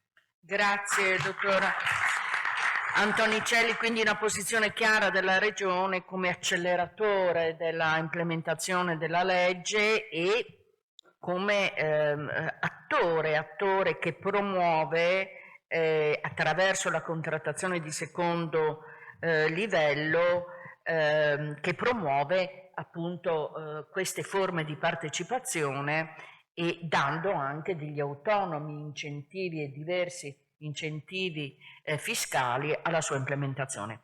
Arrivo ai facilitatori, arrivo quindi al dottore commercialista, dottor Mussolla, ne abbiamo parlato stamattina, è stato detto stamattina, alla fine i terzi soggetti, no? I terzi soggetti sono la Fondazione Capitale Lavoro, altre associazioni di pensiero, ma i terzi soggetti veri, quelli operativi in azienda, sono i commercialisti, sono i consulenti, sono quelli che insomma prendono e considerano conoscono bene i due punti di vista, il punto di vista dell'imprenditore, il punto di vista del dipendente. Quindi avete un ruolo, come sempre, quando si tratta di applicare leggi intelligenti, avete un ruolo di facilitatore, avete un ruolo di formatore sul campo, formazione e trasmissione di culture nuove sia all'imprenditore che ai dipendenti. Quindi un ruolo delicatissimo in cui dovete essere prima di tutti e più di tutti preparati.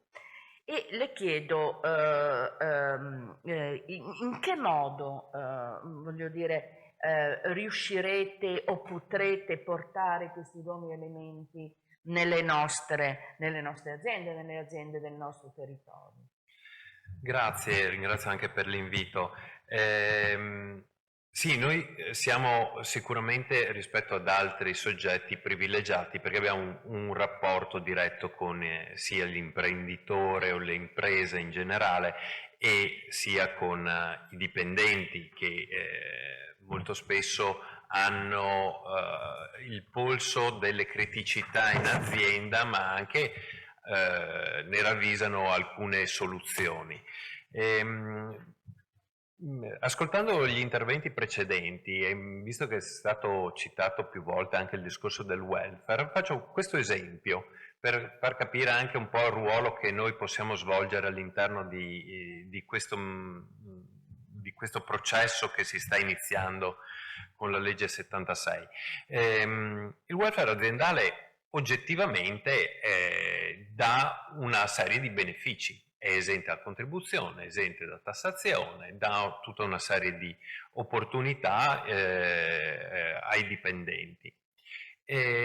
Ma dall'altra parte si fa ancora molta fatica a introdurlo, a sostenerlo nelle aziende perché l'imprenditore lo vede come la fatica di doversi confrontare con i dipendenti o con le parti sociali, dover trovare dei meccanismi per rendere equo questo welfare.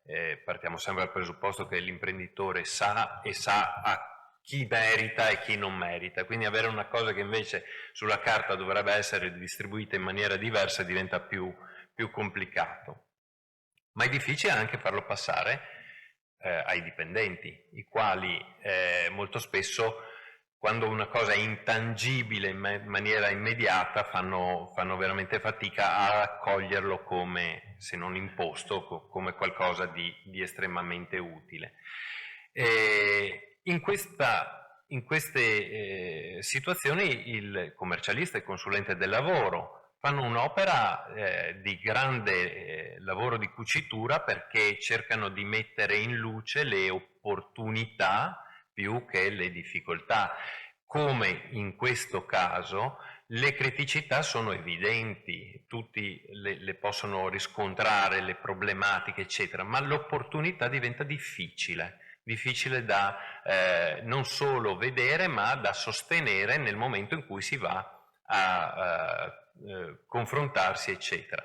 Ecco, l'auspicio mio è quello che questo tipo di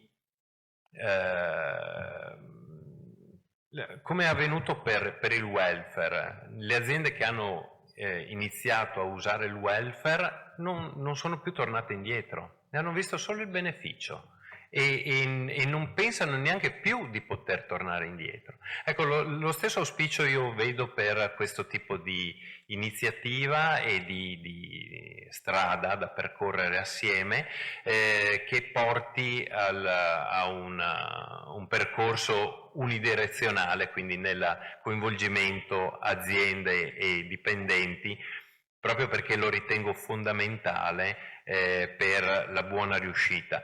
E come per il welfare gli effetti positivi ci sono, minor turnover, maggiore produttività eccetera, sono assolutamente sicuro che anche questo può essere un ottimo strumento per rendere tutti proattivi, perché le nostre aziende possano ritrovare anche tutto uno spazio economico importante come lo è stato nel passato. Grazie. Grazie dottor Musolla, e a questo tavolo vi auguro buon lavoro e buona disseminazione. È arrivato il momento del Presidente della Commissione Lavoro, Camera dei Deputati, Walter Rizzetto, che invito a venire sul tavolo dei relatori. Noi stiamo, Sì, grazie alla dottoressa Compagno. Volevo introdurre l'onorevole Rizzetto, che ci tengo particolarmente perché insieme al professor Miani, quando abbiamo ideato questo convegno, abbiamo subito chiesto all'onorevole di intervenire perché è la sua materia ed è quello di cui si occupa, e lo ringrazio perché ha appositamente preso un aereo questa mattina per essere qui presente. Quindi grazie della presenza. Solo per fare a te un rapido recap di quest'ultima tavola rotonda, ha visto in realtà un confronto molto ben moderato. Grazie dottoressa Compagno per la sua funzione, perché ha saputo secondo me coinvolgere molto bene le parti sociali di cui abbiamo parlato invece nella prima parte. Quindi abbiamo visto il punto di vista di Confindustria, abbiamo visto il punto di vista dei sindacati, abbiamo visto un'importante relazione della Regione su quello che anche localmente si può fare, e poi ci tengo particolarmente un punto di vista della nostra professione col collega Francesco. Ma devo dire che la prima parte, la prima relazione, grazie ai due interventi, ci hanno dato un inquadramento tecnico sia contrattuale che giuslavoristico molto significativo, oltre all'introduzione di Giuseppe Milan, che ha fatto secondo me un bellissimo cappello. Sono venute fuori diverse parole, abbiamo parlato di imprese inclusive, imprese sostenibili, di capitale umano, di rapporto fra imprenditoria e lavoratori. Ecco, ti chiederei innanzitutto di aggiornarci su quello che è lo stato legislativo e l'iter di eventuali norme collaterali a questa, e ti evidenzio che di nuovo è venuto fuori dal tavolo e dalle relazioni l'opportunità di sostenere questa norma con degli incentivi che mi sono permesso io di dire quando il fisco viene interessato e quando c'è un'incentivazione fiscale. Poi queste norme che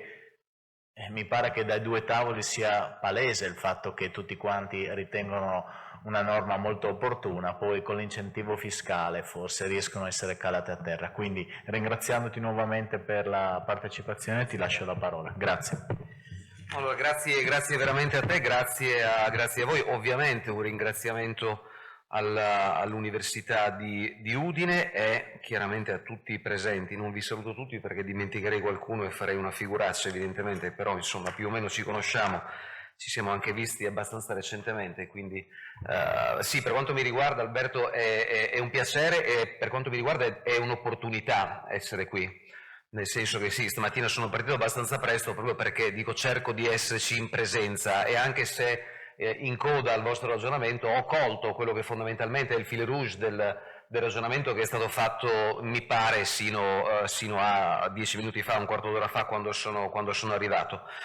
Ma dunque, per non essere diciamo prolisso e noioso, anche perché l'orario è quello che è, però veramente vi ringrazio. Dunque, io ho 50 anni, faccio il Presidente della Commissione Lavoro Pubblico e Privato alla Camera dei Deputati. Ritengo e penso di essere uno degli unici deputati in 3 legislature a non aver mai cambiato la Commissione, nel senso che sono sempre lì, sempre in Commissione Lavoro Pubblico, prima da vicepresidente, quando c'era l'ex ministro Cesare Damiano come presidente di commissione, poi da capogruppo per il mio gruppo politico, e oggi da circa 3 anni presidente della stessa commissione. E in questi, diciamo, 12 o 13 anni ho visto, ho notato, ho toccato con mano grazie al lavoro nella Commissione, ma non soltanto grazie a questo, anzi probabilmente è molto di più grazie a incontri settimanali che facciamo soprattutto con le aziende, con le parti editoriali, con le cosiddette parti sociali negli uffici e fuori da quegli uffici, come è cambiato fondamentalmente il mercato del lavoro. E penso che questo sia la base, nel substrato del ragionamento che voi avete condotto sino a questo momento. Il mercato del lavoro ed il lavoro è cambiato rapidamente, è cambiato radicalmente, soprattutto negli ultimi, diciamo, 5 o 6 anni. Una drammatica, e non serviva, premetto, una drammatica pandemia è stata di fatto un acceleratore di cambiamenti all'interno del mercato del lavoro. Prima della pandemia noi parlavamo di telelavoro, dopo la pandemia parliamo di smart working. Prima della pandemia molto probabilmente si parlava poco di conciliazione vita-lavoro, dopo la pandemia è diventata effettivamente un asset di fondamentale importanza. Prima della pandemia parlavamo poco della cosiddetta settimana corta. Oggi ci sono aziende che sulla base esattamente di quella contrattazione che fanno molto spesso di secondo livello vanno ad applicare ad esempio il tema della settimana corta, su cui io ho dei grossi dubbi in termini normativi, ovvero se partisse mai, diciamo, una norma dalla Camera dei Deputati o dal Senato della Repubblica, poiché è un concetto che fondamentalmente non si potrebbe applicare a 360 gradi in seno a tutta la filiera del mercato del lavoro. Tanto per fare dei nomi e dei cognomi, la settimana corta la applica Luxottica, la applica Lamborghini, la applica Danone, la applicano aziende, voglio dire, il cui bilancio permette, anche attraverso una contrattazione diretta con i propri dipendenti, attraverso tra l'altro un accordo che prevede la cessione dei permessi, di applicare la settimana corta e guarda caso effettivamente, ed in questi casi, aumenta anche proporzionalmente la produttività delle stesse aziende, ma non è un concetto, non è, voglio dire, un qualcosa che si può applicare a 360 gradi. Se tu oggi vai nelle nostre bellissime spiagge a dire a tutta la filiera del turismo applica la settimana corta, probabilmente qualcuno alza la mano e dice no, non ce la faccio, o in sanità, o anche in alcuni ambiti del terziario, è difficile da applicare. Però prima della pandemia non ne parlavamo, oggi ne parliamo in modo quasi quotidiano. Si parlava di molto prima della pandemia, dopo la pandemia effettivamente tutte quelle che sono le dinamiche all'interno del mercato del lavoro cambiano e cambiano in modo molto rapido. Guardiamo oggi ad esempio quello che accade rispetto all'applicazione delle nuove tecnologie. Leggasi ad esempio l'applicazione di sistemi di intelligenza artificiale sulla base della formazione che deve essere fatta in azienda su quelli che sono le nuove opportunità. Oggi noi dobbiamo cogliere, io ho condotto un'indagine conoscitiva lunga circa 8 mesi in Commissione Lavoro Pubblico e Privato proprio sull'applicazione delle nuove tecnologie che secondo me sono welfare in termini di applicazione, in termini di formazione. La formazione per me è welfare, io sono un grande sostenitore della formazione continua, della formazione certificata. Perché certificata? Perché ritengo che la certificazione delle competenze oggi sia un qualcosa di assolutamente imprescindibile, al netto del fatto che ancora, e purtroppo lo aggiungo, è stato fatto molto, ma nel nostro paese esistono ancora delle classi riempite soltanto di firme e non di teste per farsi arrivare qualche contributo, tanto per essere chiari. Ecco, noi dovremmo essere molto tranchant rispetto a questi che fanno una formazione finta. Ma sono anche, voglio dire, un grande sostenitore della formazione, e forse può sembrare una provocazione, della formazione obbligatoria. Oggi noi dobbiamo obbligare, voglio dire, i lavoratori, le aziende a fare formazione, e la politica è quell'ecosistema necessario per poter favorire questo passaggio. Non esisterà d'ora in poi nessun lavoro che prescinda da una formazione più che sufficiente, pena la perdita del posto di lavoro. Grandi asset a livello internazionale hanno e stanno licenziando migliaia di persone, sostituendoli ad esempio con ecosistemi di intelligenza artificiale. Quando qualcuno mi diceva attenzione, l'intelligenza artificiale non sostituirà l'uomo, io sono per l'antropocentricità dell'uomo in questo percorso, mi chiedo sino a quando però, perché è molto difficile cercare di capire il confine sino a quando fondamentalmente questo tipo di sistemi non sostituiranno alcuni lavori. D'altra parte ogni salto tecnologico nella storia dell'umanità ha prodotto degli effetti. Io e il mio amico Luigino Pozzo, 30 anni fa, l'avevo già detta questa cosa Luigino, la ripeto, 30 anni fa, quando terminavamo, io ero giovane, lui anche, diciamo, 30 anni fa, quando terminavamo un viaggio in autostrada, noi parlavamo con una figura professionale a cui davamo dei soldi e ci dava un resto, salutandoci. Oggi il salto tecnologico implica il fatto che abbiamo sostituito quella figura professionale con una piccola macchinetta messa sul parabrezza dell'autovettura. Richard Susskind è un giornalista scientifico americano molto bravo, e anche questo è un esempio che riporto più volte. Nel suo libro Il futuro delle professioni, ed è un libro interessantissimo che io consiglio, scrive qualche tempo fa che nel 1940 negli Stati Uniti esistevano i grattacieli. Dentro i grattacieli c'era una figura professionale che erano gli ascensoristi, quelli che voi oggi vedete nei film un po', âgé, che in livrea spostavano le persone attraverso un meccanismo ai piani, gli ascensoristi.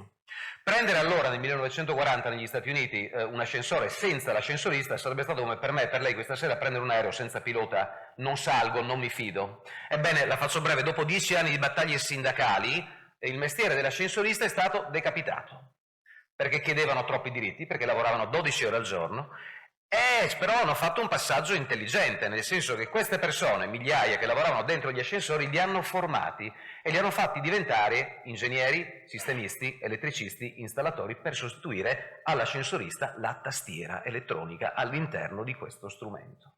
Salto tecnologico impostato e interpretato bene. Faccio formazione e da questa formazione, upskilling e reskilling, delle competenze, vado a cercare e a trovare un nuovo posto di lavoro. Dovremmo interpretare l'avvento, l'epifania delle nuove tecnologie esattamente in questo senso. Non sarà facile, e non sarà facile neanche, ve lo dico, non pro domo mia, anzi contro, neanche per la politica normare un qualcosa che fuori dalle stanze della politica corre ad una velocità della luce, ma la politica è ancora un po' lenta nel cercare di affiancare e di normare esattamente come e quanto si sta facendo fuori. D'altra parte è cambiato il mondo anche sotto questo punto di vista. L'allora amministrazione Biden era ancora, seppur uscente, l'amministrazione Biden andò fondamentalmente a stabilire un percorso di formazione rispetto alle nuove tecnologie per cercare anche di correre un po' dietro a quello che fu il primo atto a livello internazionale proprio esattamente sulle nuove tecnologie, l'AA Act europeo. Gli americani poi si sono un po' affiancati a questo atto europeo. Dopo 2 mesi dalla sottoscrizione di quel protocollo da parte di un allora uscente Joe Biden, il presidente degli Stati Uniti, arriva la presidenza Trump, che nel giro di 48 ore sconvolge il mondo, poiché investe in pochi minuti 500 miliardi rispetto a quelle che sono le nuove tecnologie, sconvolgendo fondamentalmente tutte quelle che erano le direttrici e le direttive che l'amministrazione precedente poche settimane prima aveva impostato, e parlo di privacy, parlo di riconoscimenti facciali, parlo di intelligenza artificiale predittiva, e dice non me ne frega tanto di questa roba, investiamo 500 miliardi e partiamo assolutamente. Dopo qualche ora, magicamente, se i dati sono corretti, con una manciata di milioni di dollari la Cina esce con un sistema che si chiama DeepSeek, che fondamentalmente va a superare tutti gli altri sistemi. Velocità di trasformazione. Le aziende, la politica, la società deve correre a questa velocità, spesso non è così scontato. Il focus, il target del vostro incontro di oggi, ed io lo apprezzo moltissimo, è quello esattamente, e sono quelle, ho sentito delle parole d'ordine che molto spesso noi, soprattutto recentemente, andiamo a recitare. Avete parlato di partecipazione, avete parlato di welfare, avete parlato di mercato del lavoro che cambia talmente tanto che, scherzando ma neanche tanto, con un ex ministro del lavoro qualche settimana fa, ci siamo detti che, sempre rispetto al fatto che io ho 50 anni, a 20 anni, quando andavo a celebrare un colloquio di lavoro, era il datore di lavoro che mi diceva ti farò sapere. Oggi è il candidato che dice al datore di lavoro dopo il colloquio ti farò sapere. Un grande amministratore delegato di una delle più grandi aziende al mondo, ed è un'azienda del vicino Veneto, delle colline bellunesi, tanto per essere chiari, mi ha detto che stanno ad esempio cercando di assumere circa 10-15 mila persone negli Stati Uniti, entro il 2030. Se l'esaminatore, se colui che celebra il colloquio di lavoro, non parla autonomamente, ad esempio, di smart working, che molto spesso noi nel nostro paese abbiamo confuso con il telelavoro, ovvero prendere un device, uno strumento e posizionarlo a casa del nostro dipendente per fargli fare le pratiche da casa, quello non è vero smart working, quello è telelavoro, se ne parla da 35 anni in Italia. Vero smart working, nella mia concezione, è nessun orario di lavoro, raggiungimento del target, e se sei così bravo da raggiungere un target prima di altri, dopo puoi scegliere se continuare a lavorare o conciliare la vita con il lavoro. Quello è vero smart working. È altrettanto vero che in un paese come il nostro, e questo l'ho sollevato molte volte, non soltanto a Palazzo Chigi, ma anche in seno a molte audizioni che abbiamo fatto sul punto, ad esempio, in Italia esiste ancora un tema che è quello del digital divide, ovvero il 32,7% dei nostri territori non sono ancora coperti da una linea internet a sufficiente velocità. Lo smart working non si può fare, ma diventa un percorso anche di concorrenza sleale rispetto al fatto che la stessa azienda con gli stessi dipendenti in collina non ha una linea internet ad alta velocità, la stessa azienda, stessi dipendenti in centro città, ha una linea internet ad alta velocità, e quindi serve colmare questo divario. Ed è proprio per questo che abbiamo cercato di interpretare in primis quello che vi dico quello che avete già fondamentalmente preannunciato e quello che abbiamo fatto. Abbiamo cercato di interpretare quello che, ricordavate prima, è l'articolo 46 della nostra Carta Costituzionale, ovvero dopo oltre 70 anni di non applicazione dell'articolo 46 e sulla base di oltre 400.000 firme che sono state raccolte in modo virtuoso, devo dire, da un illustre sindacato, abbiamo deciso di legiferare. Io da Presidente di Commissione ho preso le proposte che giacevano in Commissione Lavoro, non gli ho fatto fare un passo indietro, gli ho fatto fare un passo a lato, e ho interpretato il testo base, era il testo base della CISL, laddove, lo rinnovo, hanno raccolto e sono state raccolte oltre 400.000 firme. Perché partecipazione?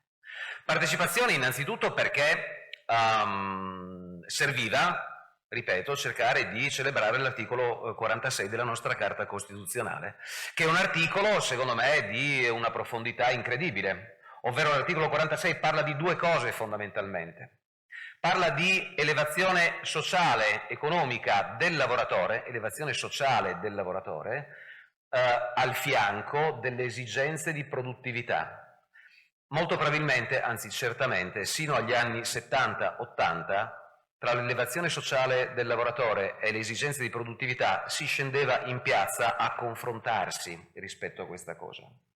Oggi, fortunatamente, non è più così, però proprio sulla base del fatto che ci accorgiamo che il mercato del lavoro cambia e che serve sempre e sempre di più socializzare il mercato del lavoro, soprattutto nei confronti di dipendenti che tra l'altro dovrebbero restare nelle aziende, perché io sono assolutamente convinto che la sfida nei prossimi tempi, da oggi in poi, per le aziende sarà quella di trattenere il capitale umano, ed è molto difficile oggi trattenere il capitale umano, tant'è vero che noi abbiamo delle evidenze rispetto al fatto di aziende che sono in crisi ma non licenziano.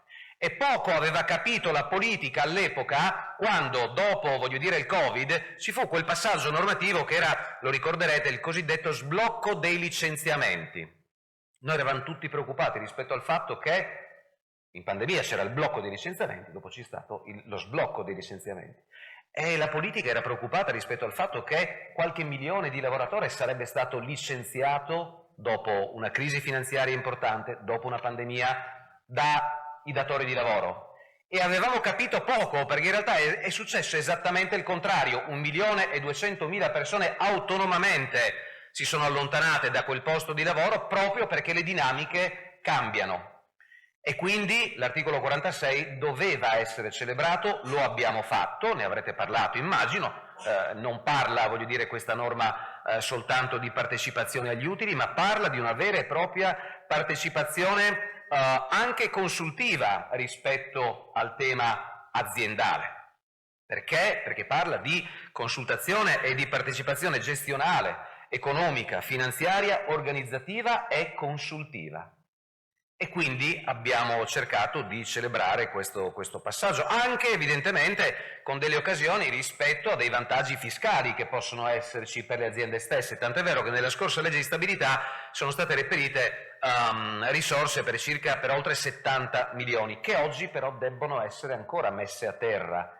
e devono ancora impattare nel circuito aziendale. Perché? Perché poi la legge, al netto della legge di stabilità del 24, è stata definitivamente approvata tra aprile e maggio, e quindi in queste settimane si stanno terminando di scrivere i regolamenti proprio e banalmente affinché le aziende possano fare la domanda, ad esempio su un vantaggio fiscale, ricordo sui dividendi che derivati da azioni assegnate in sostituzione al premio di risultato fondamentalmente sono detassati. E quindi è un'opportunità, ed è un'opportunità quella della partecipazione anche sotto un punto di vista meramente, ma non è banale, è meramente consultivo. Molto spesso nelle aziende si è fatto un po' fatica, a parte alcune aziende diciamo particolarmente illuminate, si è fatto un po' fatica in termini di consultazione dei lavoratori, però abbiamo cercato e abbiamo compreso che chi meglio dei lavoratori fondamentalmente possono essere parte attiva rispetto al fatto che conoscono il lavoro, sono in quell'azienda da molti anni e possono dare delle indicazioni. Altri modelli europei ce lo insegnano, anche aziende molto importanti, aziende partecipate nel nostro paese. RAI, ad esempio, da tempo oramai ha il rappresentante dei lavoratori nel proprio consiglio di amministrazione. Quando si parla, di tutto questo, non si può chiaramente andare a scordare tutta una serie di azioni corollarie rispetto alla partecipazione. E quando parlo di azioni corollarie dico e annuncio anche in questa sede che è oggi calendarizzata in Commissione Sesta alla Camera dei Deputati la mia proposta di legge che parla ad esempio delle cosiddette stock option, che sono una gamba della partecipazione, e abbiamo compreso questo passaggio parlando evidentemente con le aziende. Ovvero le stock option, che voi mi insegnate a essere una sorta di strumento azionario fondamentalmente, che però oggi è dedicato soltanto ai cosiddetti white collar, quadri, dirigenti, eccetera. Ecco, con questa proposta, che dovrebbe vedere la luce entro qualche settimana da oggi, abbassiamo il tetto, stipendiale a 40.000, comprendendo, nella eventuale applicazione di stock option o cessione di stock option presso i propri dipendenti, anche a operai specializzati, tecnici e dipendenti in esse. Questo crea partecipazione? Sì, sicuramente sì, perché con stock option che possono, sulla base di questa legge, portare verso il dipendente dai 1.500 ai 5.000 euro all'anno. In più, e qui arrivo anche al tema della contrattazione, in più se tutto questo viene fatto sulla base di una contrattazione sottoscritta dai sindacati, aumentare sino a 7.000, ecco effettivamente che queste sono risorse che vanno in busta paga ai dipendenti stessi. Ritengo che possa essere uno dei passaggi che fa da gamba alla cosiddetta partecipazione e possa essere evidentemente anche interessante per le aziende. E poi chiaramente c'è tutto il tema dei disegni di legge che stanno arrivando. Arriverà probabilmente il prossimo anno un disegno di legge per quanto riguarda un nuovo disegno di legge sul lavoro, laddove si dovrà andare a compensare quello che fondamentalmente ad oggi non è ancora stato utilizzato in termini di risorse finanziarie e di messa a terra della legge sulla partecipazione, incrementandolo indicativamente quasi al doppio, quindi indicativamente metteremo altri 70-80 milioni, quindi le risorse fondamentalmente dovrebbero esserci. Ma quando parlo di partecipazione, tocco anche molto brevemente questo punto, quando parlo di partecipazione parlo anche di formazione rispetto al fatto che ad oggi in un paese, e io mi occupo anche e drammaticamente di questo, in un paese laddove muoiono ancora 3 persone al giorno sui luoghi di lavoro, perché ad oggi noi abbiamo una media drammatica ancora di 3 persone al giorno sui luoghi di lavoro, qualcosa è stato fatto. Io l'altra sera ero nei pressi di laddove è morto a Roma quell'operaio di 66 anni nel crollo della Torre dei Conti a Roma. Ho fatto una manifestazione anche da parte dei sindacati a cui abbiamo partecipato, e quindi la sicurezza è un aspetto imprescindibile del nostro lavoro, però partecipare significa anche dare dei consigli e cercare di normare non soltanto all'interno dell'azienda ma proprio per statuto all'interno delle aziende stesse sul tema sicurezza. Oggi un dipendente sceglie o non sceglie un posto di lavoro sulla base di questo. Anche sulla base, io ho una grande fiducia rispetto alle nuove generazioni, proprio rispetto al fatto che oggi le ragazze ed i ragazzi andranno a scegliere un posto di lavoro anche sulla base del fatto che un'azienda applichi la partecipazione e applichi delle misure fondamentali per quanto riguarda la loro sicurezza. È per questo che ho voluto fortemente, ed è stata messa in campo esattamente nel mese di ottobre, quindi qualche settimana fa, la proposta di legge che mi sono fatto votare, ed è stato, voglio dire, un Parlamento tutto sommato unito quella volta, sull'obbligo della formazione e dell'insegnamento della cultura della sicurezza in tutte le scuole di ogni ordine e grado. Quindi si insegnerà la cultura della sicurezza anche con l'istituto della testimonianza. Significa mandare persone che hanno subito incidenti gravi sui propri luoghi di lavoro a parlare con platee di studentesse e di studenti. Penso che questo fondamentalmente sia un quadro diciamo sufficientemente ampio. Ora il dettaglio più o meno immagino l'avrete capito, l'avrete visto, l'avrete esplicato. Penso che dovremmo continuare ad andare in questo senso, perché al contrario torneremo indietro di qualche anno. Penso che però il tema, ed è veramente l'ultimo che tocco ringraziandovi, il tema della contrattazione sia un tema di fondamentale importanza. Molto spesso l'abbiamo data per scontata, però attenzione che ad esempio viviamo in un paese laddove ci sono dei contratti che non sono rinnovati da 10 o 12 anni. Scusate, ed è per questo che nella prossima legge di stabilità le risorse ci saranno per circa 2 miliardi, rispetto al rinnovo dei contratti, con una postilla che ho già comunicato a chi di dovere. Dovremo stare molto attenti sul tema della messa a terra delle risorse, leggasi 2 miliardi sul rinnovo dei contratti, perché se noi con quella parte di risorse andremo o scivoleremo verso ad esempio un premio, in sintesi entro i 28.000 euro si rinnova, ti vado a detassare fondamentalmente. Se noi con quel tipo di risorsa andremo, e corriamo il rischio di farlo, andremo anche a premiare, ad esempio, il rinnovo di contratti in dumping puro, ecco che forse sbagliamo e sbaglieremo. Dovremmo cercare di bollinare con una sorta di qualità quali possono essere i contratti più corretti da poter premiare. Perché se io oggi premio un rinnovo contrattuale da 5 euro a 5,20 euro, probabilmente non interpreto bene questo tipo di passaggio. La contrattazione è di fondamentale importanza, è sulla base della contrattazione che abbiamo fatto e abbiamo voluto la proposta e abbiamo votato la proposta sulla partecipazione.